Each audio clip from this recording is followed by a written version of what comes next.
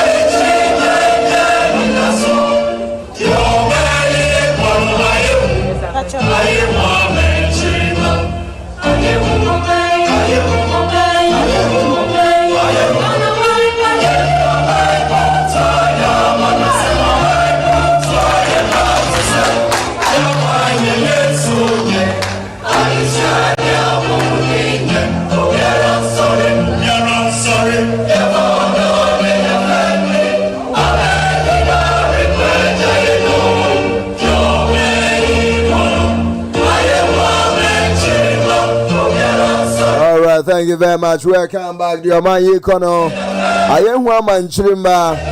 Yamfa Odonya ya femu dear. Amayina Requeja Yen. Your man Yekono. I am one man Chirimba. This is how I want to welcome you back on the King's Jersey Radio and TV. Once again, good morning, good afternoon, good evening to you. Yatia Simo. Yeah, but you know, man, Tiasaman Ghana home. Sadia Baya Nyama Bakono. Into the Muina say.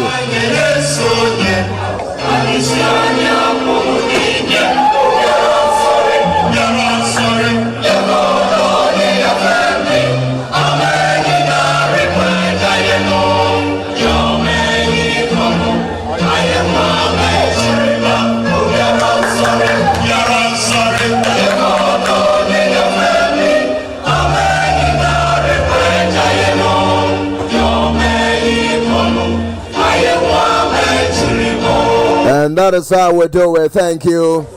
I am waiting on you to join the platform so that we can set the ball rolling. Wherever you are, join the show. I can see Collins Asante, Sylvester Dia behind the scene. Thank you. Good morning to you. Yakwana Yensionye. Adisiania Pomudeye. Obiara sorry. Abayina Requeja Yeno. Tioma Yekono. Ayewa Manchiriba.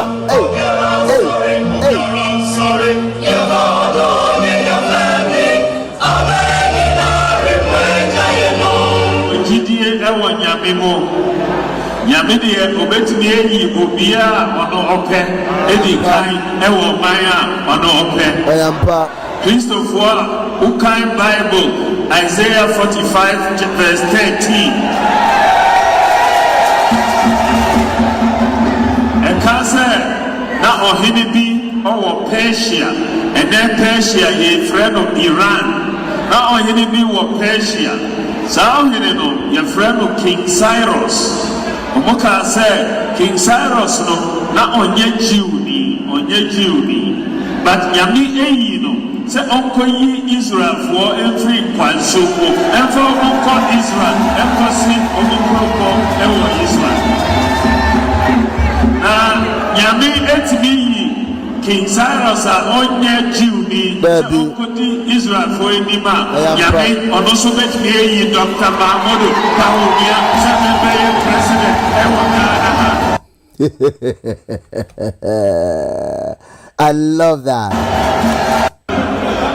Bidie me wo gidie ewo nyame mo nyame de obetumi eyi obia ono ope edi kan ewo maya ono ope Christopher ukan Bible Isaiah 45 verse 13 Christopher ukan Bible Isaiah 45 verse 13 oyankopon yi owrebi a friend Nazarius emane beye hene na onye Jew ni yate doctor onye Ghana ni nti yate nti ewrade betime yi de onye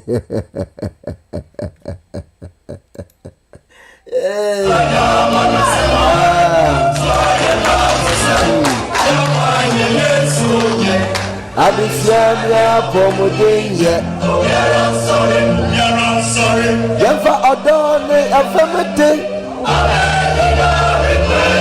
Oh ni omayi kono Ayewa manjimbo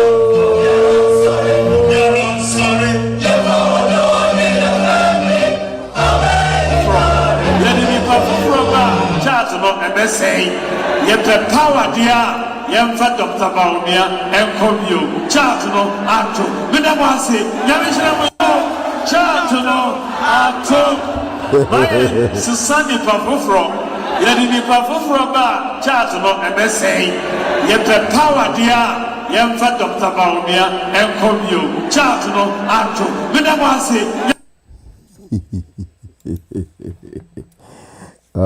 No oye chat bi no wo chat bi oye data chat no ose ato is your lotto forecaster nti wa work bibi ehun se chat na to tie sesa emwa ose di nipa foforo kwa ye nya power chat no for Dr. Bami ato nti ono a na yemfa na nkwaje power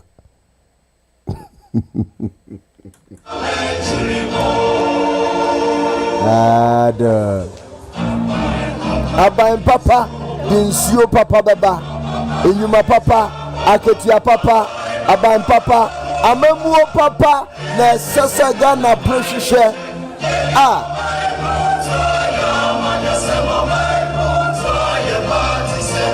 Yakwa na yensio nye, adisiania pomodenye, obiara sorry.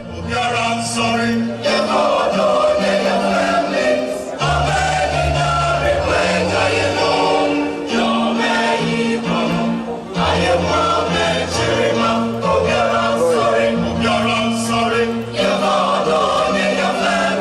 na mamemfa we ntwem se yewura kan oforiata echi a wo mo che no minua Manase awuni Azuri ewo details kakra bi nti yentie kwan a wonu fa so chi be fia ewo Washington DC a allegedly no opebebe ho ye fe so finance minister de onim sika bon a wote nti no bia allegedly oben White House no efia na former Vice President Kamala Harris a team hono no nti yentie kakra how na yantuaso.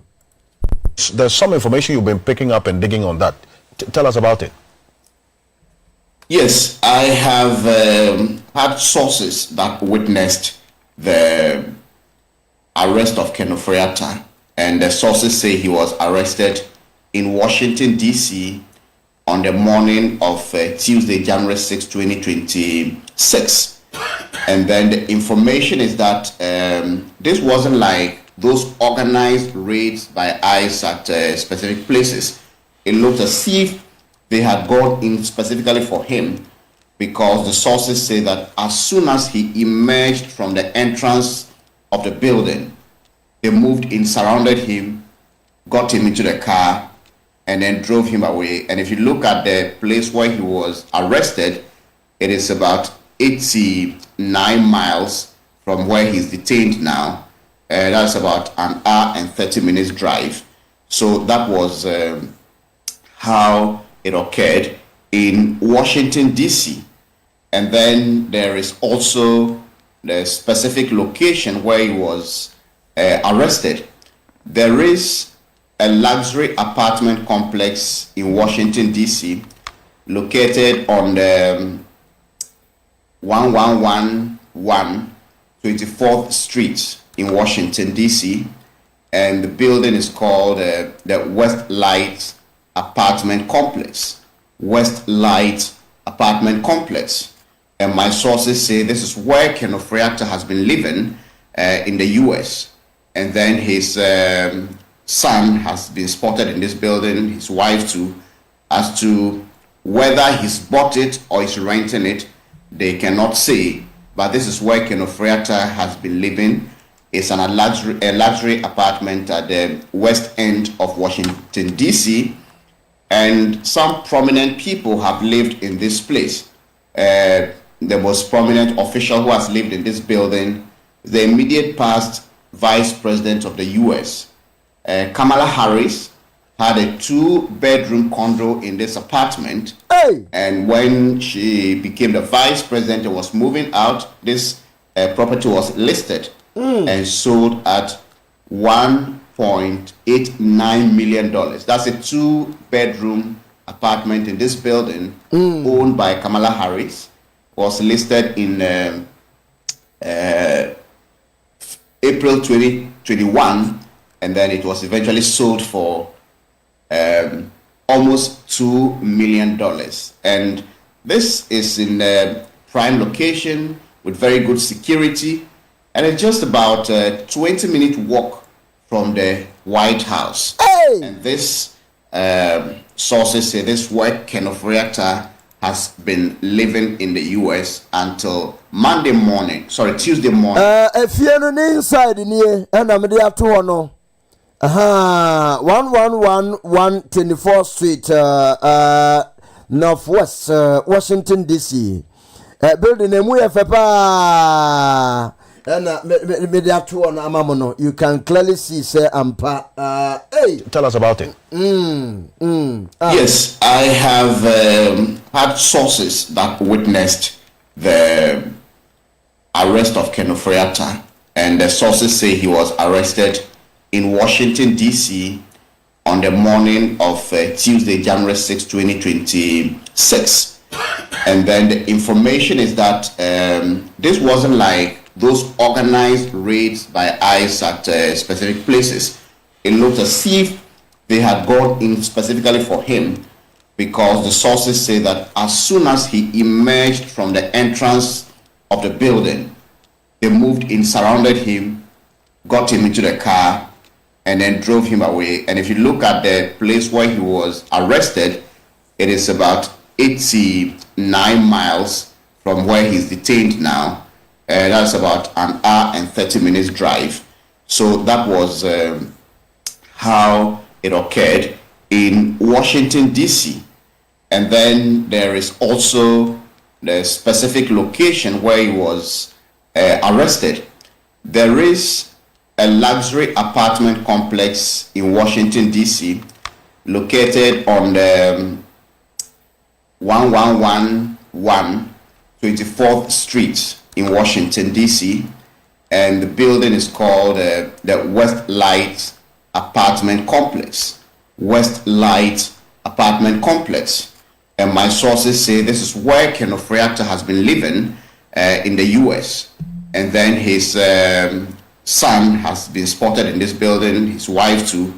As to whether he's bought it or is renting it, they cannot say. But this is where Kenneth Reactor has been living. It's a luxury apartment at the west end of Washington, D.C., and some prominent people have lived in this place. The most prominent official who has lived in this building, the immediate past Vice President of the U.S., Kamala Harris, had a 2-bedroom condo in this apartment, and when she became the Vice President and was moving out, this property was listed and sold at $1.89 million. That's a 2-bedroom apartment in this building owned by Kamala Harris. Was listed in market April 2021, and then it was eventually sold for almost $2 million. And this is in a prime location with very good security, and it's just about a 20-minute walk from the White House. Thank you very much. Manasseh Awuni Azuri, vivid reporter ode amaya yera Ken Oforiata bibi a wateno wateben White House no and efia watim na da na bo no close to $2 million. $2 million. Na former Vice President of the United States of America, Kamala Harris, was living in that particular apartment. Na eno ana ofiri ho a womode betu dwa so tonye nti se wo hwehwe mu na se Kenofurata ehu ni bi na otoya ma na nya wanwa ebetimi abasa yes. Oh Ghana yempanimfo ne mfi a wono ma toto wa aburochire no wokọ Guyana ebi mu ye real estate wo Guyana nti abura wonom sabe omo aboye de anu oden nanso ogefo no hwan se ya yebenya odikanfo a wobabua yen ene ne aka eti ebusia. This is a short reporter efi Manasseh Waba on Ken Ofori-Atta na yama me akosia se wanso ekopie mu ewo Kotoka International Airport na peni behwe aba Ghana fo eya de mane ye fedodo sadia wonomo ede ahoden koshia yama me ewo Kotoka International Airport no na esewani ensaw no ka kire omanfo a kire wodo papa dia mayama me a sese asa omanpenim bi no fi omanfoforo bi sukura na woba Ghana ene yekwa koshia no. Ghanaians were eager to welcome Mama Akosua Sewa yehunse na yewura Agyapong Kempong Agyapong fo no ye wom yenu we Kempong dia Daddy Lumba de ne bodwom no woka ho wokọ airport obi ama okoshia ya mami ana chese efepa wonomo ediodo bodom ekoshia no ntina o hwe sadia euphoria no eti ewo airport wa na krabahwe Ghana for achirodo ediama ya mami no. And I'm going to try my best and show you some of the videos na me pesa me ne daze endi enkomo esanse onu de wono ana wokọ ho ana wotwa amomanfo nso ehwe na yehunu sadia na infoni ekoso eho etigana fo abaje so ajetum sampa ya maame no sefata se yebema no recognition when we come to the live of Daddy Lumba, late Daddy Lumba ononso obaye ne de enti abra woba airport no na yakono Ghana fo ekroma ne yefepa enti mame yesa mensabaka minia daze ewa ahoma so na yahwe sadia feeling no atie Ghana fo eboje so sadia omoji ne tumu ne ade a esewani ensaw ne ka kire daze mame nchia omo akwa banfamra Kings Jersey TV so na pay Abe mo me so. Not then. Yamna dum hu na unse. Ya da Yesu ye hu ye pa. Aya na no pe ya na ye ma me akosu asewa ebeduru ya na endrasam. Nida no bodri, nida. Okay, mo. Offer KLM. Now she was supposed to start down around 8:30 but him there was weather na didn't see. Flight delay kakra. It's by exactly 9:30, 10 o'clock pepe no touchdown. Hey, no airport to celebration bebrebe no. Man fokuta Germany and Ghana flag no. Abe, me councillor no ade bebrebe bi say the president bi na ba na. Enye president na e ma me akosia se wafosu. Ono na oba na Ghana for abochenku.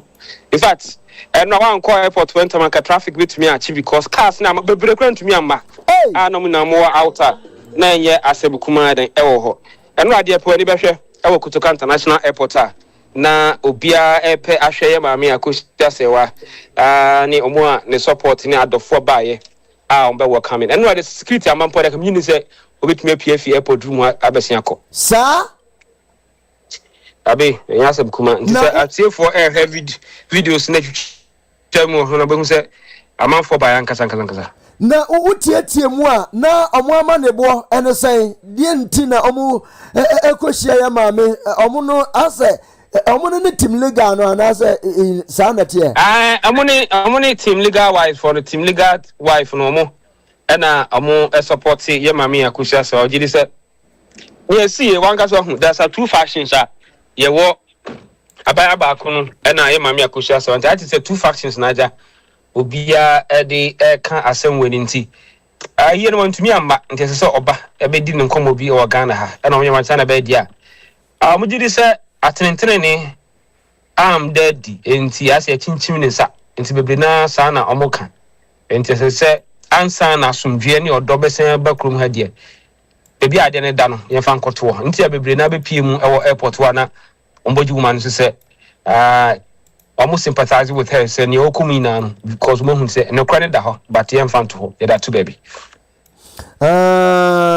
enti na chese da chi bia ebeti bukura ba say wan hwa baby o mu hie no krom baka say yenkotumra I know they mean to me and because near minimum say no our abusian in chain and I mean so right now as me know ka say bebre na say omuni baby cry yesi mu no.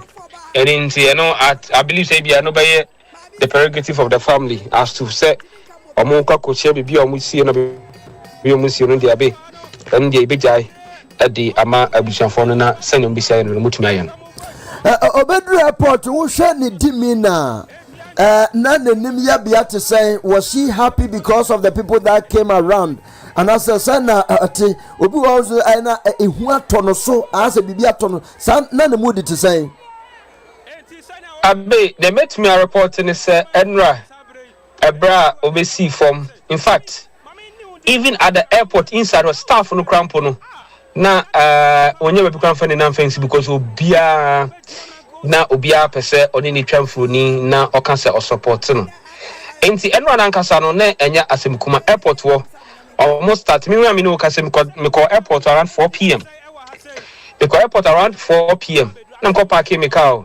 Nti wa he aye mi tua just because man kwantama traffic abechi wo ho no enye asemukuma e want bebre na buy say they come to show their support say oba bedru na from ofi ni luggage or di ba ni ade papa shi mu kwale kitekite ne semo because staff obia nkwa kontifo ni obia hu ni bia akosia se wa na ekuru bia person ni trap picture bia person ubi say obia waka choro say atenentene ni ankwa amfama no eni ntiara bebre na agidi say ye chime ni nsa and people are sympathizing with her with that pain by the okum. Yeah, Ghana. Enti yehusa yewra Kennedy Agyapong Kampong eba airport hobby ombeshiano papa shi suba hobby on. Papa shi suba hobby. Papa shi de yemfa say ono na ye ni right hand man de biano or kobe bia oneno and obviously papa she beba and I came on so ye obia Kempo Yobia or no mostly even Sabi that number down or Tia Sempono. Nessa Mamma Queen will be to Ghana cry. The fear the Trebia or Coco Serrano and San Abia which Nakun Kumasia wa continue. You'll be an idea. It's obvious it's our Ghana dear or beside alcohol.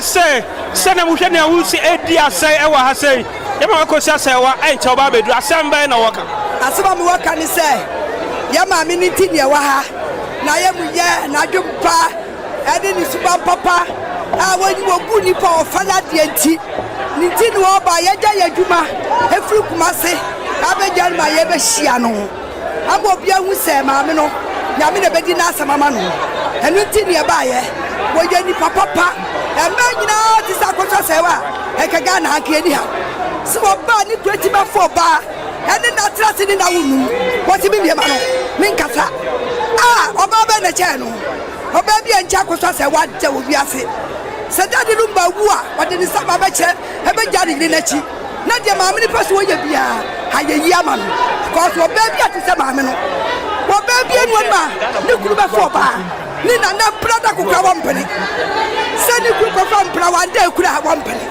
na wati ni kwati mi akofo ba wodi kwati mi akofo ba ene na wo kwala poli num ma mi se ben kamika mi gubi kwani mase ti ben kam obi nti wo ba bia ti so no akoma dade yam wo ba bia dibi ti nyame wo be hira ma me wo ba no kwatentene wo ba ma ni kwani awieye wo be nyina che wo so dwiri ni pa ho ene nti dia wa utie omanfo no bia na chese ho de me nkankom daze Penny said anka system should protect marriage like that said a bit to me a day sa security no adiama one more according to me not even only them but more Ghana has said people how ni kunu aware under civil marriage on to me ma ho kan se between alcohol for Friday adia canon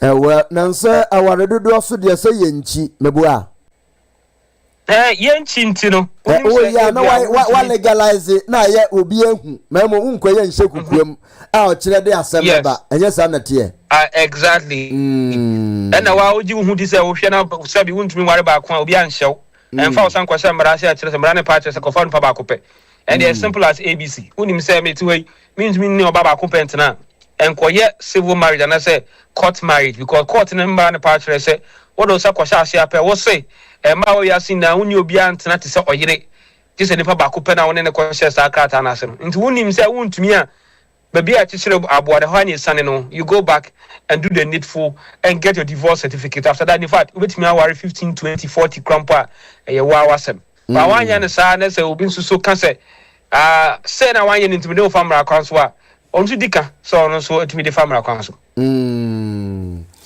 I see na just asem no that's yanju yo me asem ne de bia na me ka say I to say sabi obi mpanifo na kan wasem say adi se dua ewo ho aye se betwa na se ne yentwa ena ye betu na yentu na se oni ekwa so ka hu se dakodako nam ho na ba ekwa ti aso for me afem po na sem na bia ne kese e ba ba simply because ye na wie e ye no man kasa mu hunu ye sebi obi na kan aso ko social media mo se sebi ghetto boy kwa ye nya ne sa enso yetumi aye legend like that ye na ye no awie na kira sem no en ho asebu ye na te bi o yenko sie de ntem na asumdwembra munim say afem krampo na asem because when the truth is no crowd na dudu na gidi say amato abonte no they will still want to fight till say no crowd bada abonte ntia no ne de me hu say obi a ka ho asem a I don't fault anybody I don't begrudge anybody because I believe say say no crowd na yin na nim say no crowd na ka beda di ankam gidi say nka asumdwe crowd tumi abakra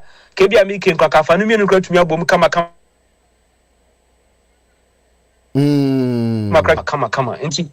I don't know be energy this attending to me and say that when there's no truth, sometimes there's always misunderstanding. You know, na for you said so say no credible dead, you know.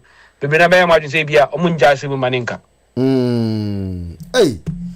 Ayo Ghana so de ommetwena twetan ye ya de pa say ye ntwe asem tan ommetwene tan nanso it takes wisdom to handle this carefully. Send your beya. And And I may call life for the behe. If you don't say, wow, you are connected to Team Legal Wife, people are connecting. Hey, not connecting, soon the comment section as you. Connecting, no more connecting. I'm more connecting. I want comment section. I said, I'm saying, hey, I was over. So, dear Ben, connecting, no. One chakra the same. Now connected saying. Mr. Ghana Bayer Nancy Anche 31st January. A batchin say you win about to general election in Ghana. Enche kra. It is good people connect. I want to say much connected. Sanams eh. Na connected your team legal, your airports, na connected ya. Namsi aja. Ghana everything is connected. Of course. Enti Ghana funu bebre surasam so pasam omu surasam pasam surasam e bebre and one wakano omu surasam e pasam because senior assembly si kono obia won no kre and obia so won intro enti but what to senior so sometimes your guilty conscience will tell you say asma making but only asma king and no kre enti and no one into a baby drew of my Ghana muha. For the reason why she's in Ghana, no for me mean to. So Ghana you no crew or a Ghana ni. So a German in the crew or a Ghana ni in the crew into a quanso banu crum. Hey, Ghana phone ni my dear your money affair. Dominier. I was a first time. Hey. Abe. Yeah.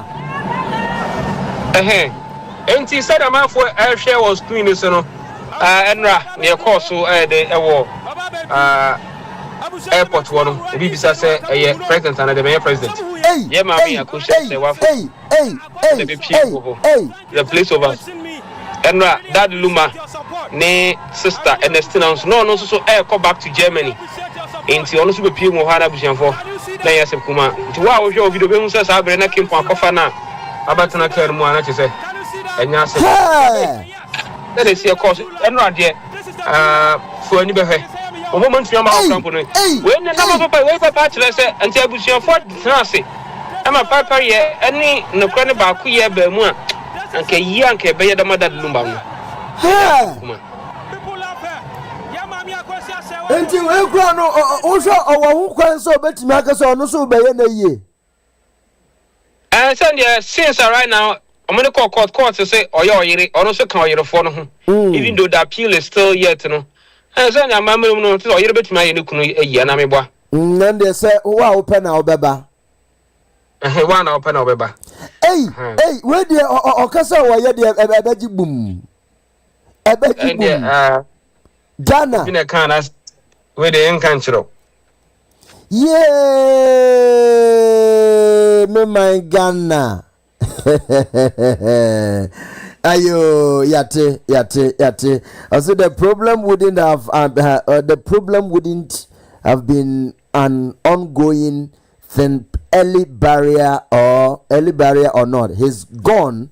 They should let him rest. So comment where abe meda.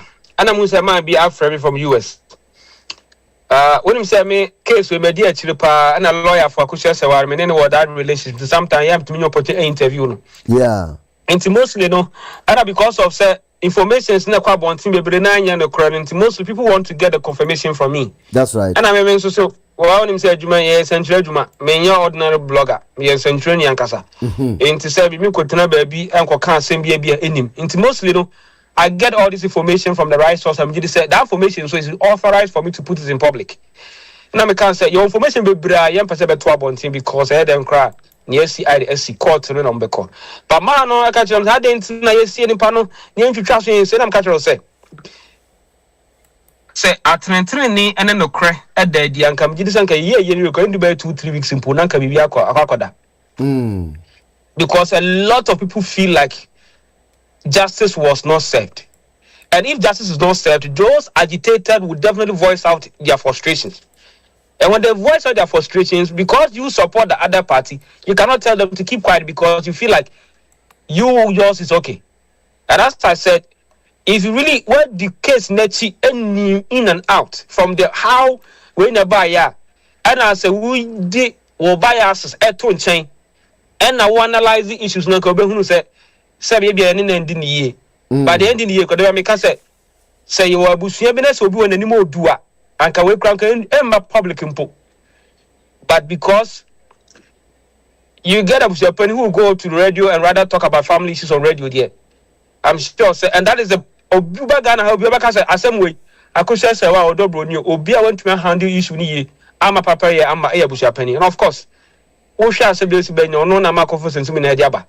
Because Anka so be the kind of say one take his side, no make it to be very many neutral to make sure say he will work for the peace and community and go in Abeba. In this far as I said, or more much said no crano and dead need yet, they'll still go at it for in fact, as somebody be American say, and that down.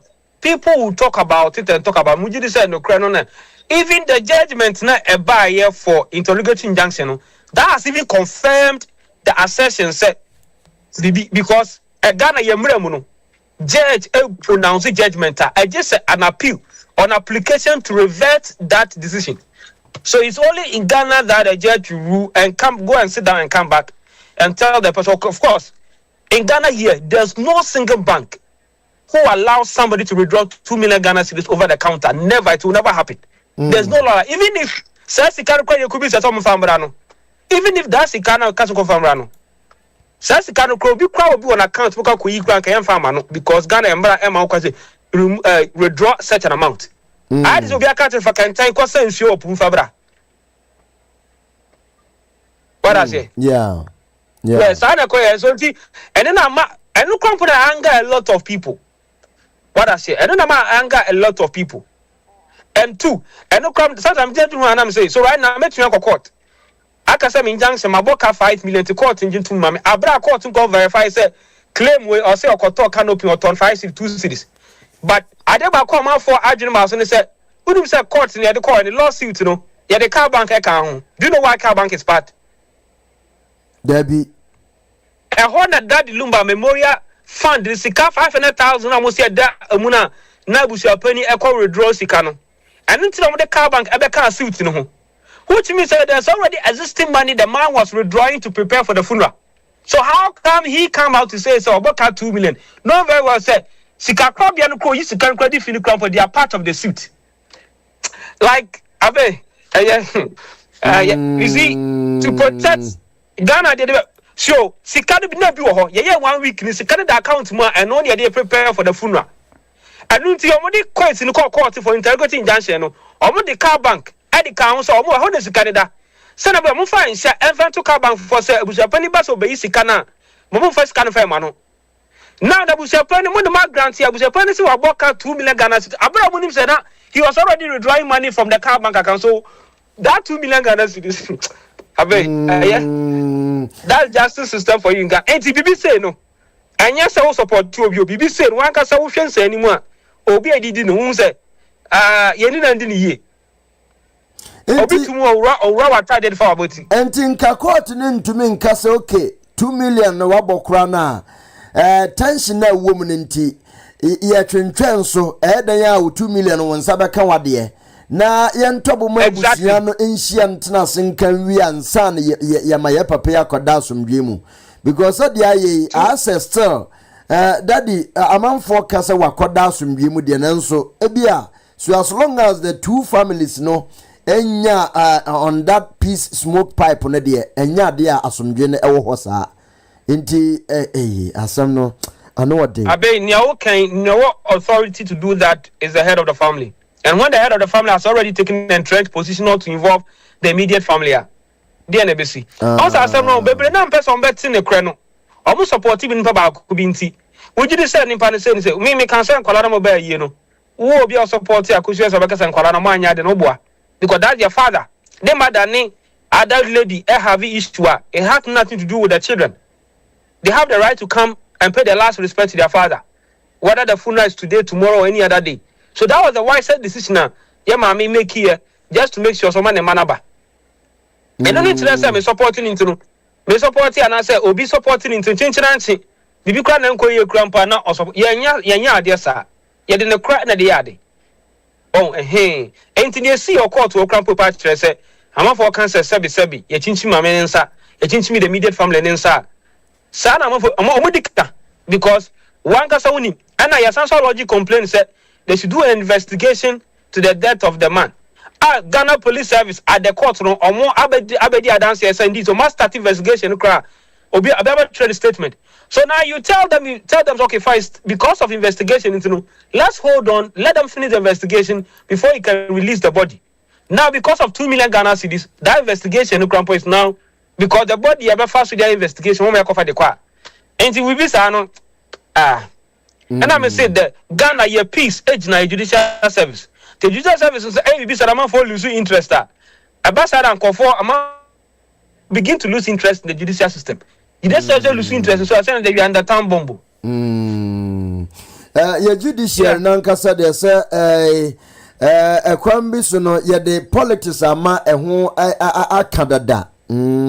Based on how we've handled our politics ninti affected democracy no affected the judicial system no enti eno no ya eko ada yanima ye hwe ho asamaka enti saa na beba yo that's mamenja o na me mendi e kire bebre enti eya na some person me die program se me ko fafiase ansa na makabi nanso one person can asem bia abe media assembly chief from day one up to now and I've had opportunity to interviews the both lawyers several occasions. Okay. And I've also spoken to legal luminaries. Me can't say me I have my loyalty but I don't follow people blindly. No credit that I make say na mrani si chere mrani si say me no ka say appeal no omo e bibia your friend no ya compile all the cases no nti enche obeti the next step of action because but the woman want to go for an appeal even if the woman doesn't want to the lawyer want to do that just to vindicate himself. So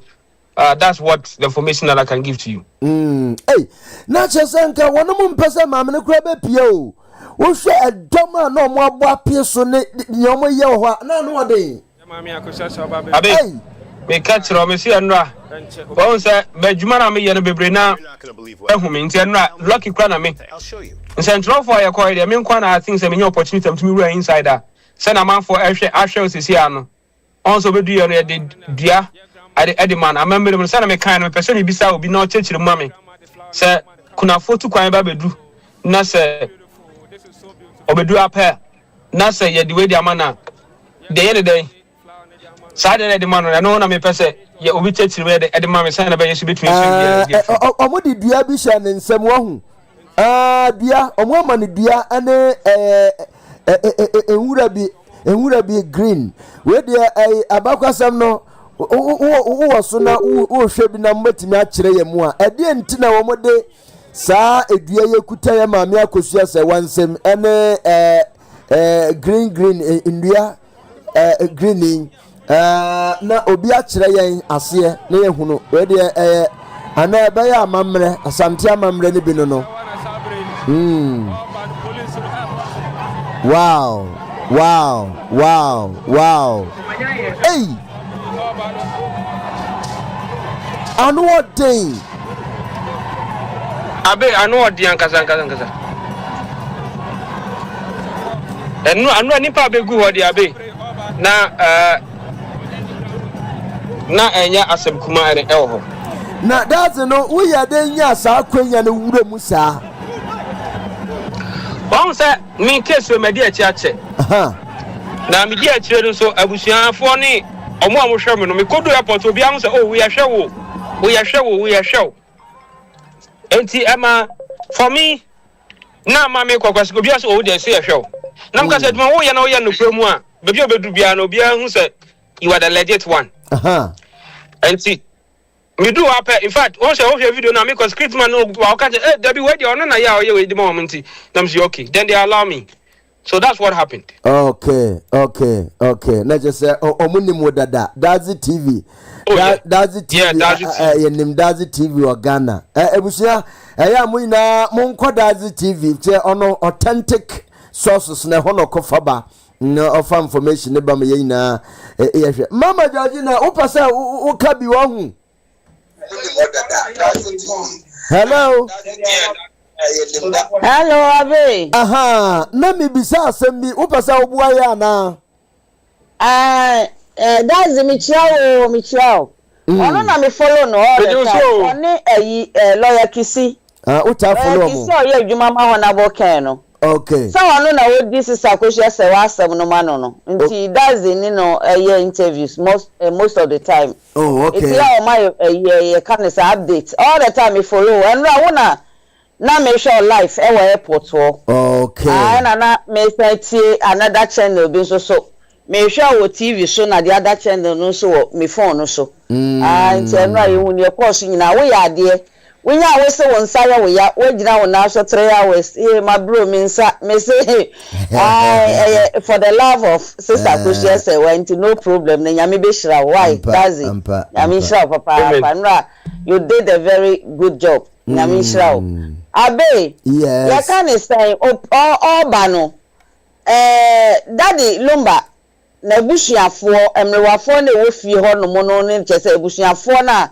wose oye kuna ema wo mo no maami abwa ba ko wo mo awo 87 years ono na ode normal flowers no ema sister sewa okay ema wo mo mienu wo mo ya awo too okay enti ode ma ni wie na say welcome flowers maami abwa no and the present here wo mo nyina free Kumasi and baaye to welcome her na wo hu se wo mo ta na chi ono na wo mo nim no enti this present is flower ni wieye no ana omo de flower no omo ma obi ekita na omo de sa green eyini ma no ekuna enukuna na oye no amamre what oye no sa flower na nya flower sa green leaves no nya flower keke nyanya ni bia haban bi enti na omo ede ma no na ekita no a wo de kofo car no yes kire se ni kuna wu wo ye kuna wo be ye kuna enti no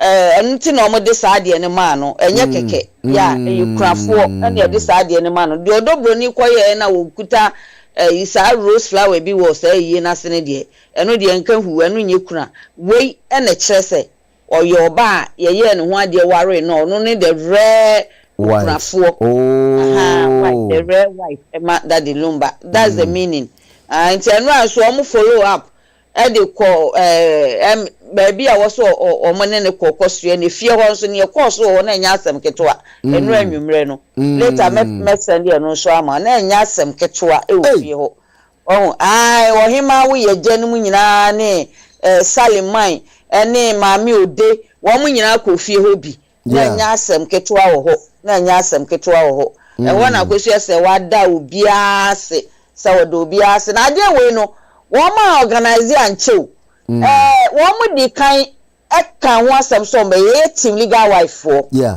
ana womu de to daddy Lumba ebusuafo anim se bia ekwan da wa na womu so why not no womu kwa womu nyina be free Kumasi aba but ekodu sister Kosia se wa eti ye no o stop womu si wom ya wom pesa ne ma akwa te se wo yo bi a wom pepper break ene ma ne ma bisa enti team legal wife for kwa de to abonten se ade o mo plan se nko mo be ya ma no abra wo ba no ba kwehia no airport a welcome no ma me se yen kan che obi ase o de obi ase no ma ya ma ni bia na ni so papa na won twe o ma no wo fom na emmom eno die wo munjai no mpesa enti na obi anim se amaso amomo yi o ma dwen free show ana omomo bi eso omo nti ase ana omo force ya mo difa ayi so that papa see eso ana omo force ya ma papa see so na no to mo be ne kasae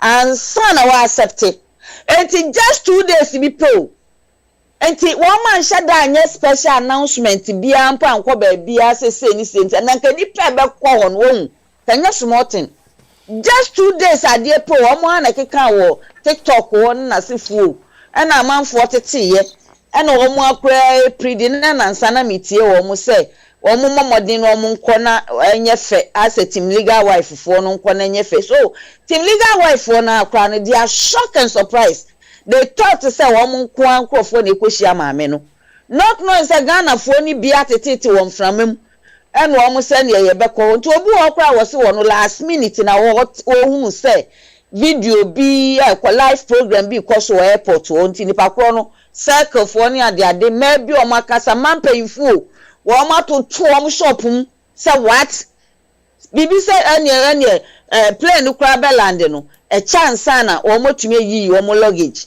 epia bonten enti yenye fast ba o miss ye ba koduru ansa na wo pie enti na nya asem kitu amanfo say just 2 days awo enipa bi tie bi mo so ante ba wo te ne last minute no wo mo se ne de me bebre kwa so mo anwa adware wo mo hu ne ekoso ana mo se what maame ne ba ne debi ne me yen kan ye ho so enu mponi yeah enu mponi yes enti maame no ne hu odom kasa ai na onyi obi a opa ne ho won wo ye wi aye ne ho se wi fu bi na isolate no ompe pipie ompe bedwe madu yo nti utum sa bebre kura nim no obi kura si je me no hokura na amanfo nhyɛ da nim no because on fa ne ho nhyɛ and they are all supporting her so obenya justice and now wo hwɛ placards no so and some will be mature was so anya asem ketwa asem ami we anya justice na ne nsa nka ne properties a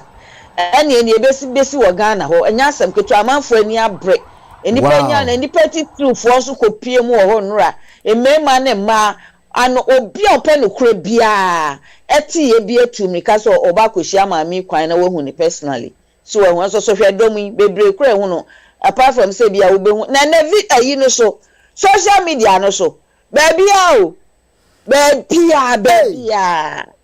just social media ni nyina so afo baby just a baby wo bia picking a man for so be making money throughout no bia so can sempa just obia a surprise a man for say shatawari kra na wo pia dom di nachi no ono kra no onya sa dom yi na say maame ne ye complete legend na daddy lumba ni masam ni ade nti asa oka maame ne hyeye ana ono so na ompeso obegu ni kura ni mu ase na ade a ono ade ne nsa building no wasa destroy no ba out ekwante na ni mama efe ni mu program so ekogu lumba ni mu ase so de masam ha no anka bia papa na ni mu gu ase no aka na no atuma for so many years ene yeso obi de odobroni ena one ne ba asem ba Ghana fo mpanyifo nyina kontompo enam so mu nyina so ya anwenya wo wo yire no no mo ne nkwala esade dadeda wo frof ewu nti wo mu nyina kwata odobroni achi Ghana fo so wo nti ase ene mu wo ska wo mu so di wo mu anu keke ene wo mu so ahoden beta akosu ase wo achi ama justice a prevail enu ho ade na nura wo ekohia no airport wo koye saade no so there's more to come enti ere ni nyame beye why meda say you know flower green ni de no ana ma kire wase no nyenya ai busuafo no e de ko share ni nsem e kire ne say ono na omunim no as a wife the only wife wono na wo se ni kura wo wo se wo ye kura enti no I believe say a free and equal no mo be hia na bia wo mo who the next step to take bibia be yi na nra no still legal wife for ni bi de German kasa ebisa no tama wo mu kofie no mo kofie ho no mo no ba ko on phone wo mo welcome no abrochirefo no welcome no on phone ba ko bi de men hu lady nanim but kasa na nkomo mu di emete lady ni bisa ne say sesi ano ma eyie no ye besa ya na en wo se ane ena obisa ne se ono so de German kasa na omo de German kasa na edi nkomo ena o se ane ena lady no bisa sister se wa se eye tamben ena o se sese no ontimi fa time no ntu ya se onya hu time no omo nya hu time no but wo mo ba into a year conclusion na time no so obema obi aso ate it means say the second funeral I beba on yeah na say ye de etimi kura ya mfimienu echi o mutumi ye ma na ye enti esa brochire ha kura wuni pe bi wu ha utu ye wa ha na wu wi a wasa so akọ Ghana akọ kan bushia no no masa akọ ye wo ho obu on so okwa Ghana na wakosie ni maami ana ni papa na se ne yira na ni kunu bi wo ho oba na wasan so abegye fro ha na ya ye posters ni ne ma tam no so a na brochirefo so aye wo modie anti sanity anti we no some be ye wo Germany ha some be ye wo Ghana I don't know but there's a second funeral because ne busu penny to park kofi wusu to park eye ne die we nya yi eye no eye tramofo ne street boys and girls kobolofo ene kogu ase legend eye bie no wa eye ni sei wo mo ye bibia basa enti afa na busuafo pa the immediate family no mo ta akosi asewa echi no afa no wo mo so ebepe wo mo time na wo mo ankasa aye eye ni foforo eno na ebe frɛ ne sei yi anya ne ekɔ so na ano no ya enti abe mami fa wonsi why Yeda wa super mo Daddy TV ono bibi obe report bia na eje new from lawyer Kisi ho yeah lawyer Kisi ye honorable pen you know ono aso na present sister Koshia se wanti no sanity medase thank you yo meshem bye bye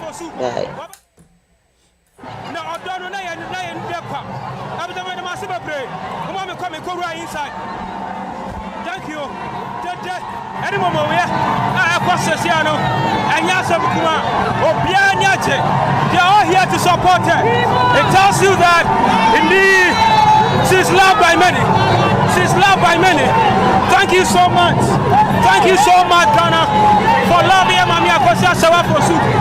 She is a legend. People love her so much. Yeah, the massive break. Someone here does it TV. Yeah, they're the exclusive never brand. Yeah, the massive break. So, police for fans the budget so. I know and I know the problem. Thank you. Thank you. Thank you. Thank you guys. Already my prayer. Already my prayer. I'm saying I am here. But what can I do? For the love for him, I'm excuse me. For the love for him, for the love for her. The love for her. It's immeasurable. The love for her. Can you see that? Can you see that? Encore. I'm a for Dono. They love her. They love her. She's loved. She's loved. She has suffered. Can you see? I'm a for. I'm a generous. I'm your day. I do a rasta. I'm a weird. Hey, Ghana. Hey. Hello, Abiba. Abeku. What you saying? Abe. Yes. Yami adom na papa mpacho.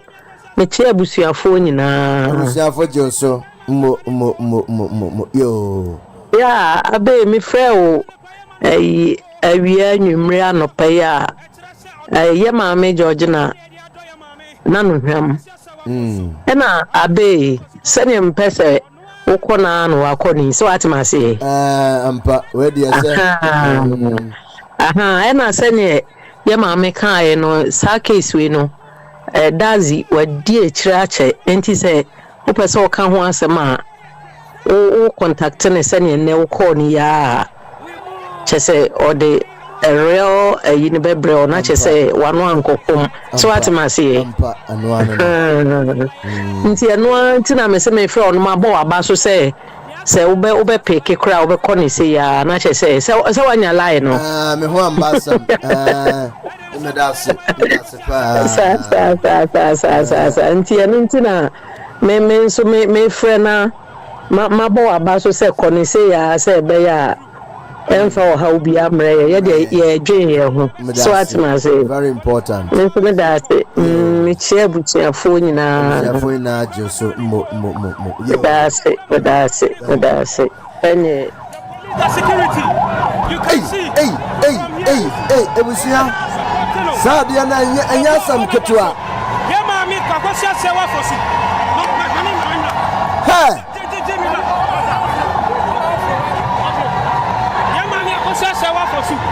Yama mi na ba no. Eba mi akonse se wa fosu. Ya boy so.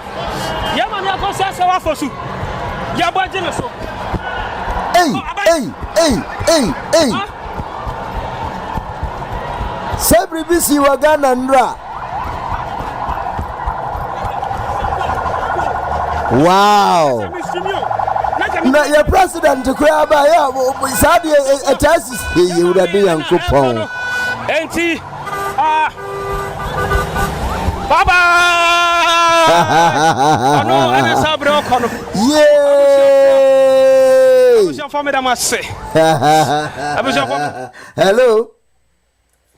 Hello, Abe. Good morning, Morning. But Mama Dwajananka. And you'll be sure for 18. You my more good morning. I think she a packet so. Na me asemi me nim sese pa no. What is the goal for Mami Akusua Sewa? Oh, send it. Once oyere why yere pain no yere no ne won bade oba bia be pese obeye kuna o kai nti ekuna ye ne de ontimi mfi hu nti no oye kuna fo se one no aware ai and ana ba kuno so anoso ye nua no sanso ware no meboa nti wa omo akoye mi no I want a dispute no meboa. Yeah. Na say na minim say ye lawyer kusina taking a case no. Say na wo mo abu awie no. Adam pa na wo for the law.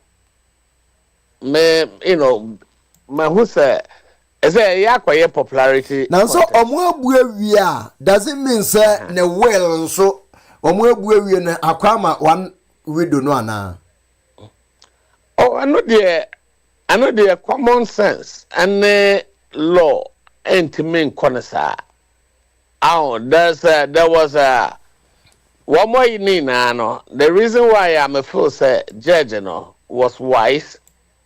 I want the pronouncement.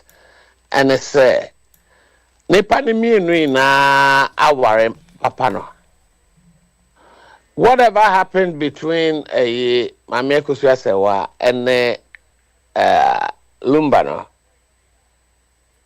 I know the abesenko say uni ho aware no. The world no a separate issue and as the Jeopardy a separate issue from the wine ware no wine and ware no. Of course when you be ewoba ewoma. Wow. Enti menye sure say wokoye customary law no kra na emba no ewo wo mo ene ekunafo no ewo chefa wo ena em se busua no so wo chefa wo enti me ekobom no na ese wo mo ye say ye wo no na wo ka ho asem de a eden na papa ne ye so oye willa eden no de ma Akusua Sewa from what no de ye well no. And the court to the betimi ahwem one more mamba be. But it looked like to me say near air no air popularity contest kakra because baby I net remember me ba pay ni London na opebami asempa enti ono na na frame me ma metimu asem kakra say da na odwen ho say ne ade and I make a say fine. O'Brien, it's a long story. Oh, and at some point in no near Akusua na eko. Ana obe fieswa obe hu abaye. And can make the madre say samre no mu no na sanka Akusua ke kanu. Ana say nko oye bibi ama amansan hu no say. yen shildi bema se me koka na nim begwase o wa bra nsem no ekutia o ana mfie no so nye afe ba ko mienu miensa but from what I'm hearing on that just said there was a gap of about 19 to 21 years and it's a gap no eda wa legally no be days so be friend say aware o meaning I stand to be corrected. 19 to 21 doesn't mean say nipa na on so aware. Me o question no me na oba no on so aware na edne ma aware. Is that the case? Me kase gap na ebeto akosua ne lumba ntemu no. Okay. Okay. Nature say ebia omuntemu ati 19 to 20 years. Is that what it means? Exactly. That is my information. The amete and say ne bucket one uja no honom no na kra no wo ketwa. And ahem sakra no the last one with akosua is about 20. One was 22. Now some me say me papa and me mama. Ebra wo mo entemtie na me wo 10 years. Okay. And me papa free mu 2024 2014. Sabre no me mama na papa so ne yele ye ba ko. Nso me mama o mo ma ne be ye kuna. Ewe ye no aye na ye. So Yeah, mambra na nase the way I can ye nyomate na esi bebre. Ama for asumdue enti it depend upon kwan a ofa so ne papa ne tenae. Se busua no hunu se one ne tenae ye ne mo papa na so ban bi na anye ye. Busua no ma kwan ma oye kuna. From what I heard no, and again men support Obi, I'm talking from sensational stories and said that you. But make us up from the point of view, say, near material, say, a busiano ma mena quine. A Yakosia quine senka, umbra, womumi nuina, mayukuna. So, that make an warrior, it's a very long journey. And some baby sim, a toda, familiarity set in. I thought that contempt set in. I thought that fatigue set in. Sanyo money na. Mepase me babo na me hear an interview no right from day one and wodi chire one a lawyer for mienu na de hu nkomo anti mepase me ne be so da program na wama me the genesis of it. Because who can say me and ntimi emfama no ntumi nkabi until say menya the eyewitness account obama me vivid report no if said you tiefie busuafo enum mienu enum no otimi compile waka we can say na ye besi ani ntimi pabre wo ho na ma shada ye ho program that would be abama me ho information ye why. Yeah. Yeah. Because me kakra me te ho asem no. Kakra me te ho asem no abe. Me tie bia like I said, me ba pain ne me and ya wo mo me te kakra. But so wo hwe mo aho. Ebia no be man ne eyi nete. I mean religiously. E beka say enye sebia enfa enye Christopher no ye de ye ware one Muslims of all ware four and other for a ware they have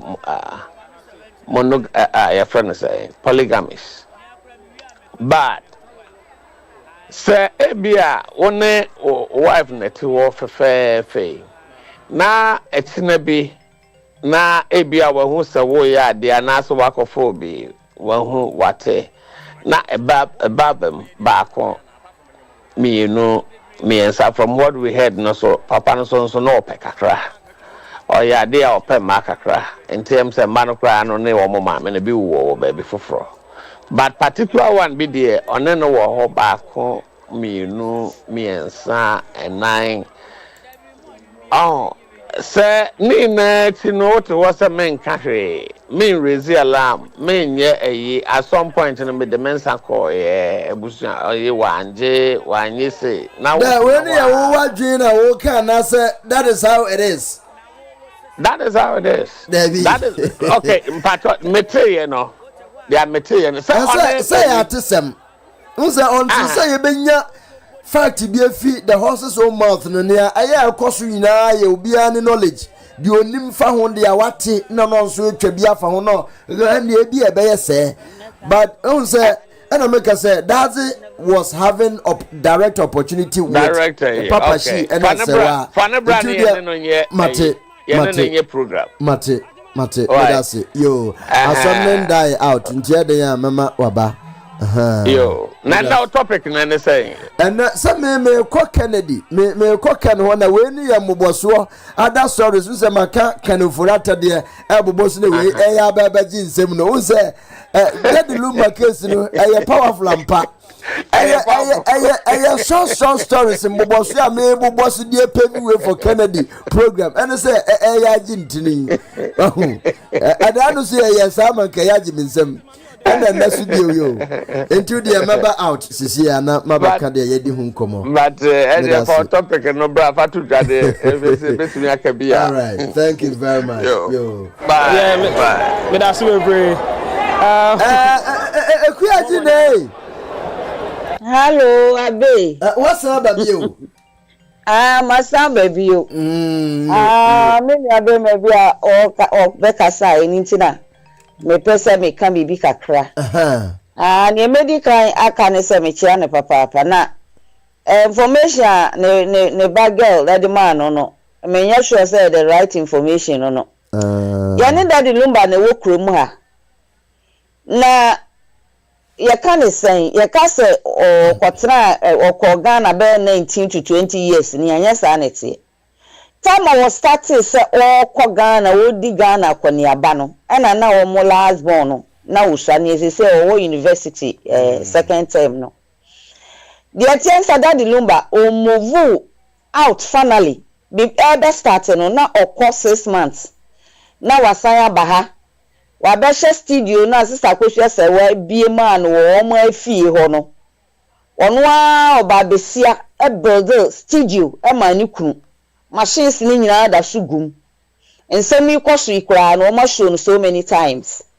okwasha hono mwa ochrochro no nwum na waye ni obeya nti obedi 6 months wa ha na wakọ Ghana na wakọ 6 months na waba edimu obi nim ne baaye sese wakonya small girl bi e fe no dobru news e personal ewo ayi ho Ghana ho enti daddy lumba ebenya accident onya ene se na o cross railway akoni fie wodome oni akohwe se wo mu fie baako e wodome that time no eti na train e ba betwem train ne ba betwem na wo se cars ne park ti o mu park ye no na obi a odi wo machi edi car no ono ne car be pem lumba wo mu die no eti afeti na chi enkase no but I say when hu ni say so serious it one pemwa and I did some years later and I didn't start to say money problems and no na Germany had no more call check up and a doctors who say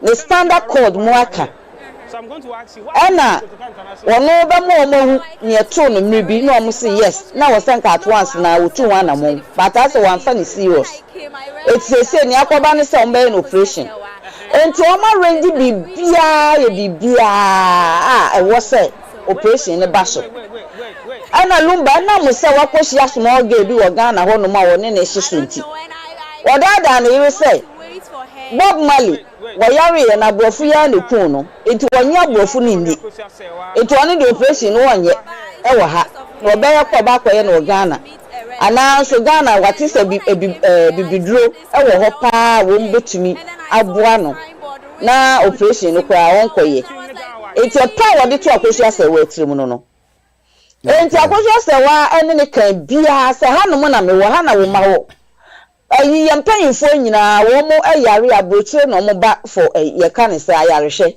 why say Ghana mum ana wo wo se de maka na maka me say Bob Marley nti Mishra Brofo no minji omu ni enti no I will go to Ghana. Ena on to me chechere ne nyehwe ena pa bema okoye. Say na wonim ni okwakoye ho na oye operation ni kura no akosua sewa ne brempoma. Emu free Germany ha no mokoye no. Omo kohwe no hospital ho eni bibia. Ni nyina akiri no na akosua sewa nim say wa ye wi a ne ho ato no anko beba. Na nka wa ye review no wa ha no mo. Wa ka na lumba di ato ha enne echina. That was 2013. Lumba finally wo call Ghana wa mebiewo 2013 into uhwe mukra no a 2025 na wodi wuye no na nka 12 years. Akoso ya se wa call Ghana bema wo waja wo fie ho wo no wani great house o home because wo lumba no echire no wo ba be German citizen. Akoso ya se wa the same thing mo matra mo wo mo nyina the same thing mo ye German fo enti ehwe ho na abandon yonko a Ghana fo bi say oba no na nigreti ni kunu oba no na nigreti ni kunu no lumba na free ni home akwatra Ghana na ma asem nti akwatra Ghana. The truth is that sa pepe pension etie akoso ya se we twa plane ticket na wa etwa bi no ane ne mani nyina akọ holidays etwa bi nso ana wa mankwala no nko akọ etwa bi ana ono soso nko akọ okọ a odobroni ya ye kana semi wono na wosiesi akoso ya se wa dem manu wono enye secret ono na wosiesi ni dem edimanu a odobroni ehu akoso ya se wa ne ma pictures bobo first na omote Central Hill na omo pictures bobo fie ho eno omo tuba East Legon edan ni nyina so oni akoso ya se wa na sisi se fie no 90s nim odobroni ani tua se papa no woye ene ma omo pictures abobo fie wo nyinara na so na madufudie ni ani brenti ni maami anti sisi ni for so ya se onko pesika famra onko peja padie famra na akoso se wa kwa Ghana na lumba wi ase no wo pe ni bibia yenti na akoso atambe na wo be ko back na waja nkwala no nko aho wonim se Germany die wo mani kum kwala ho pa se wa nkwa bibia tumi happen eti ye ne ko se wo ba ye hu se me ho atomi me nyare beba wo de edika meba wo de ne sa na ne etie nie akoso se wa ko fie ho for the first time ko hu se abaru akitua bi ni nam fie ho no lumba nka no kra nkyere na ye se ne mema no dodo no a eye no wo se oya na kwara a wo ye asani maid servant osuso ni mu wo fie ho Sena abayiwa no kra wo asa wo bio na kwose se wanim wo bekwa Ghana na lumba ma odobroni de nkwala na koma ne maame wono ne maame anti sisi eti akwose se wan kwoto akwala bia wo fie ho no moda kwapim time a lumba nya ayi concert ayi bia ase onya show e wo so obebo UK enti wo beba numu no na odobroni enyem ne third born Ashamudi ni mu nyina akeka ho ne group no a ne dancers ne ade wo mu nyina akeka ho airport Kotoka International Airport na obi asam ye na hiye ne tan video lumba ani abayo anakwala no secretly and was said come akoso sewa e wo colon aha sei akoso sewa hu ye pa wo free lumba no lumba pese wodi ho achinya se opese odi nine se bibia se ni wo wa pe na o forward video no ani pa kro no send man no o forward ma lumba evidence na nwie eti wo yi wa no san enti sa akwala ye one nam fie ho no ma me ba wo se umedu ono kra na siesie me dem ma me ekuya ni suma swan ko di dwane na se fo ma ekuya Hello, Mitie. Men kwechire bebre because mene that me person that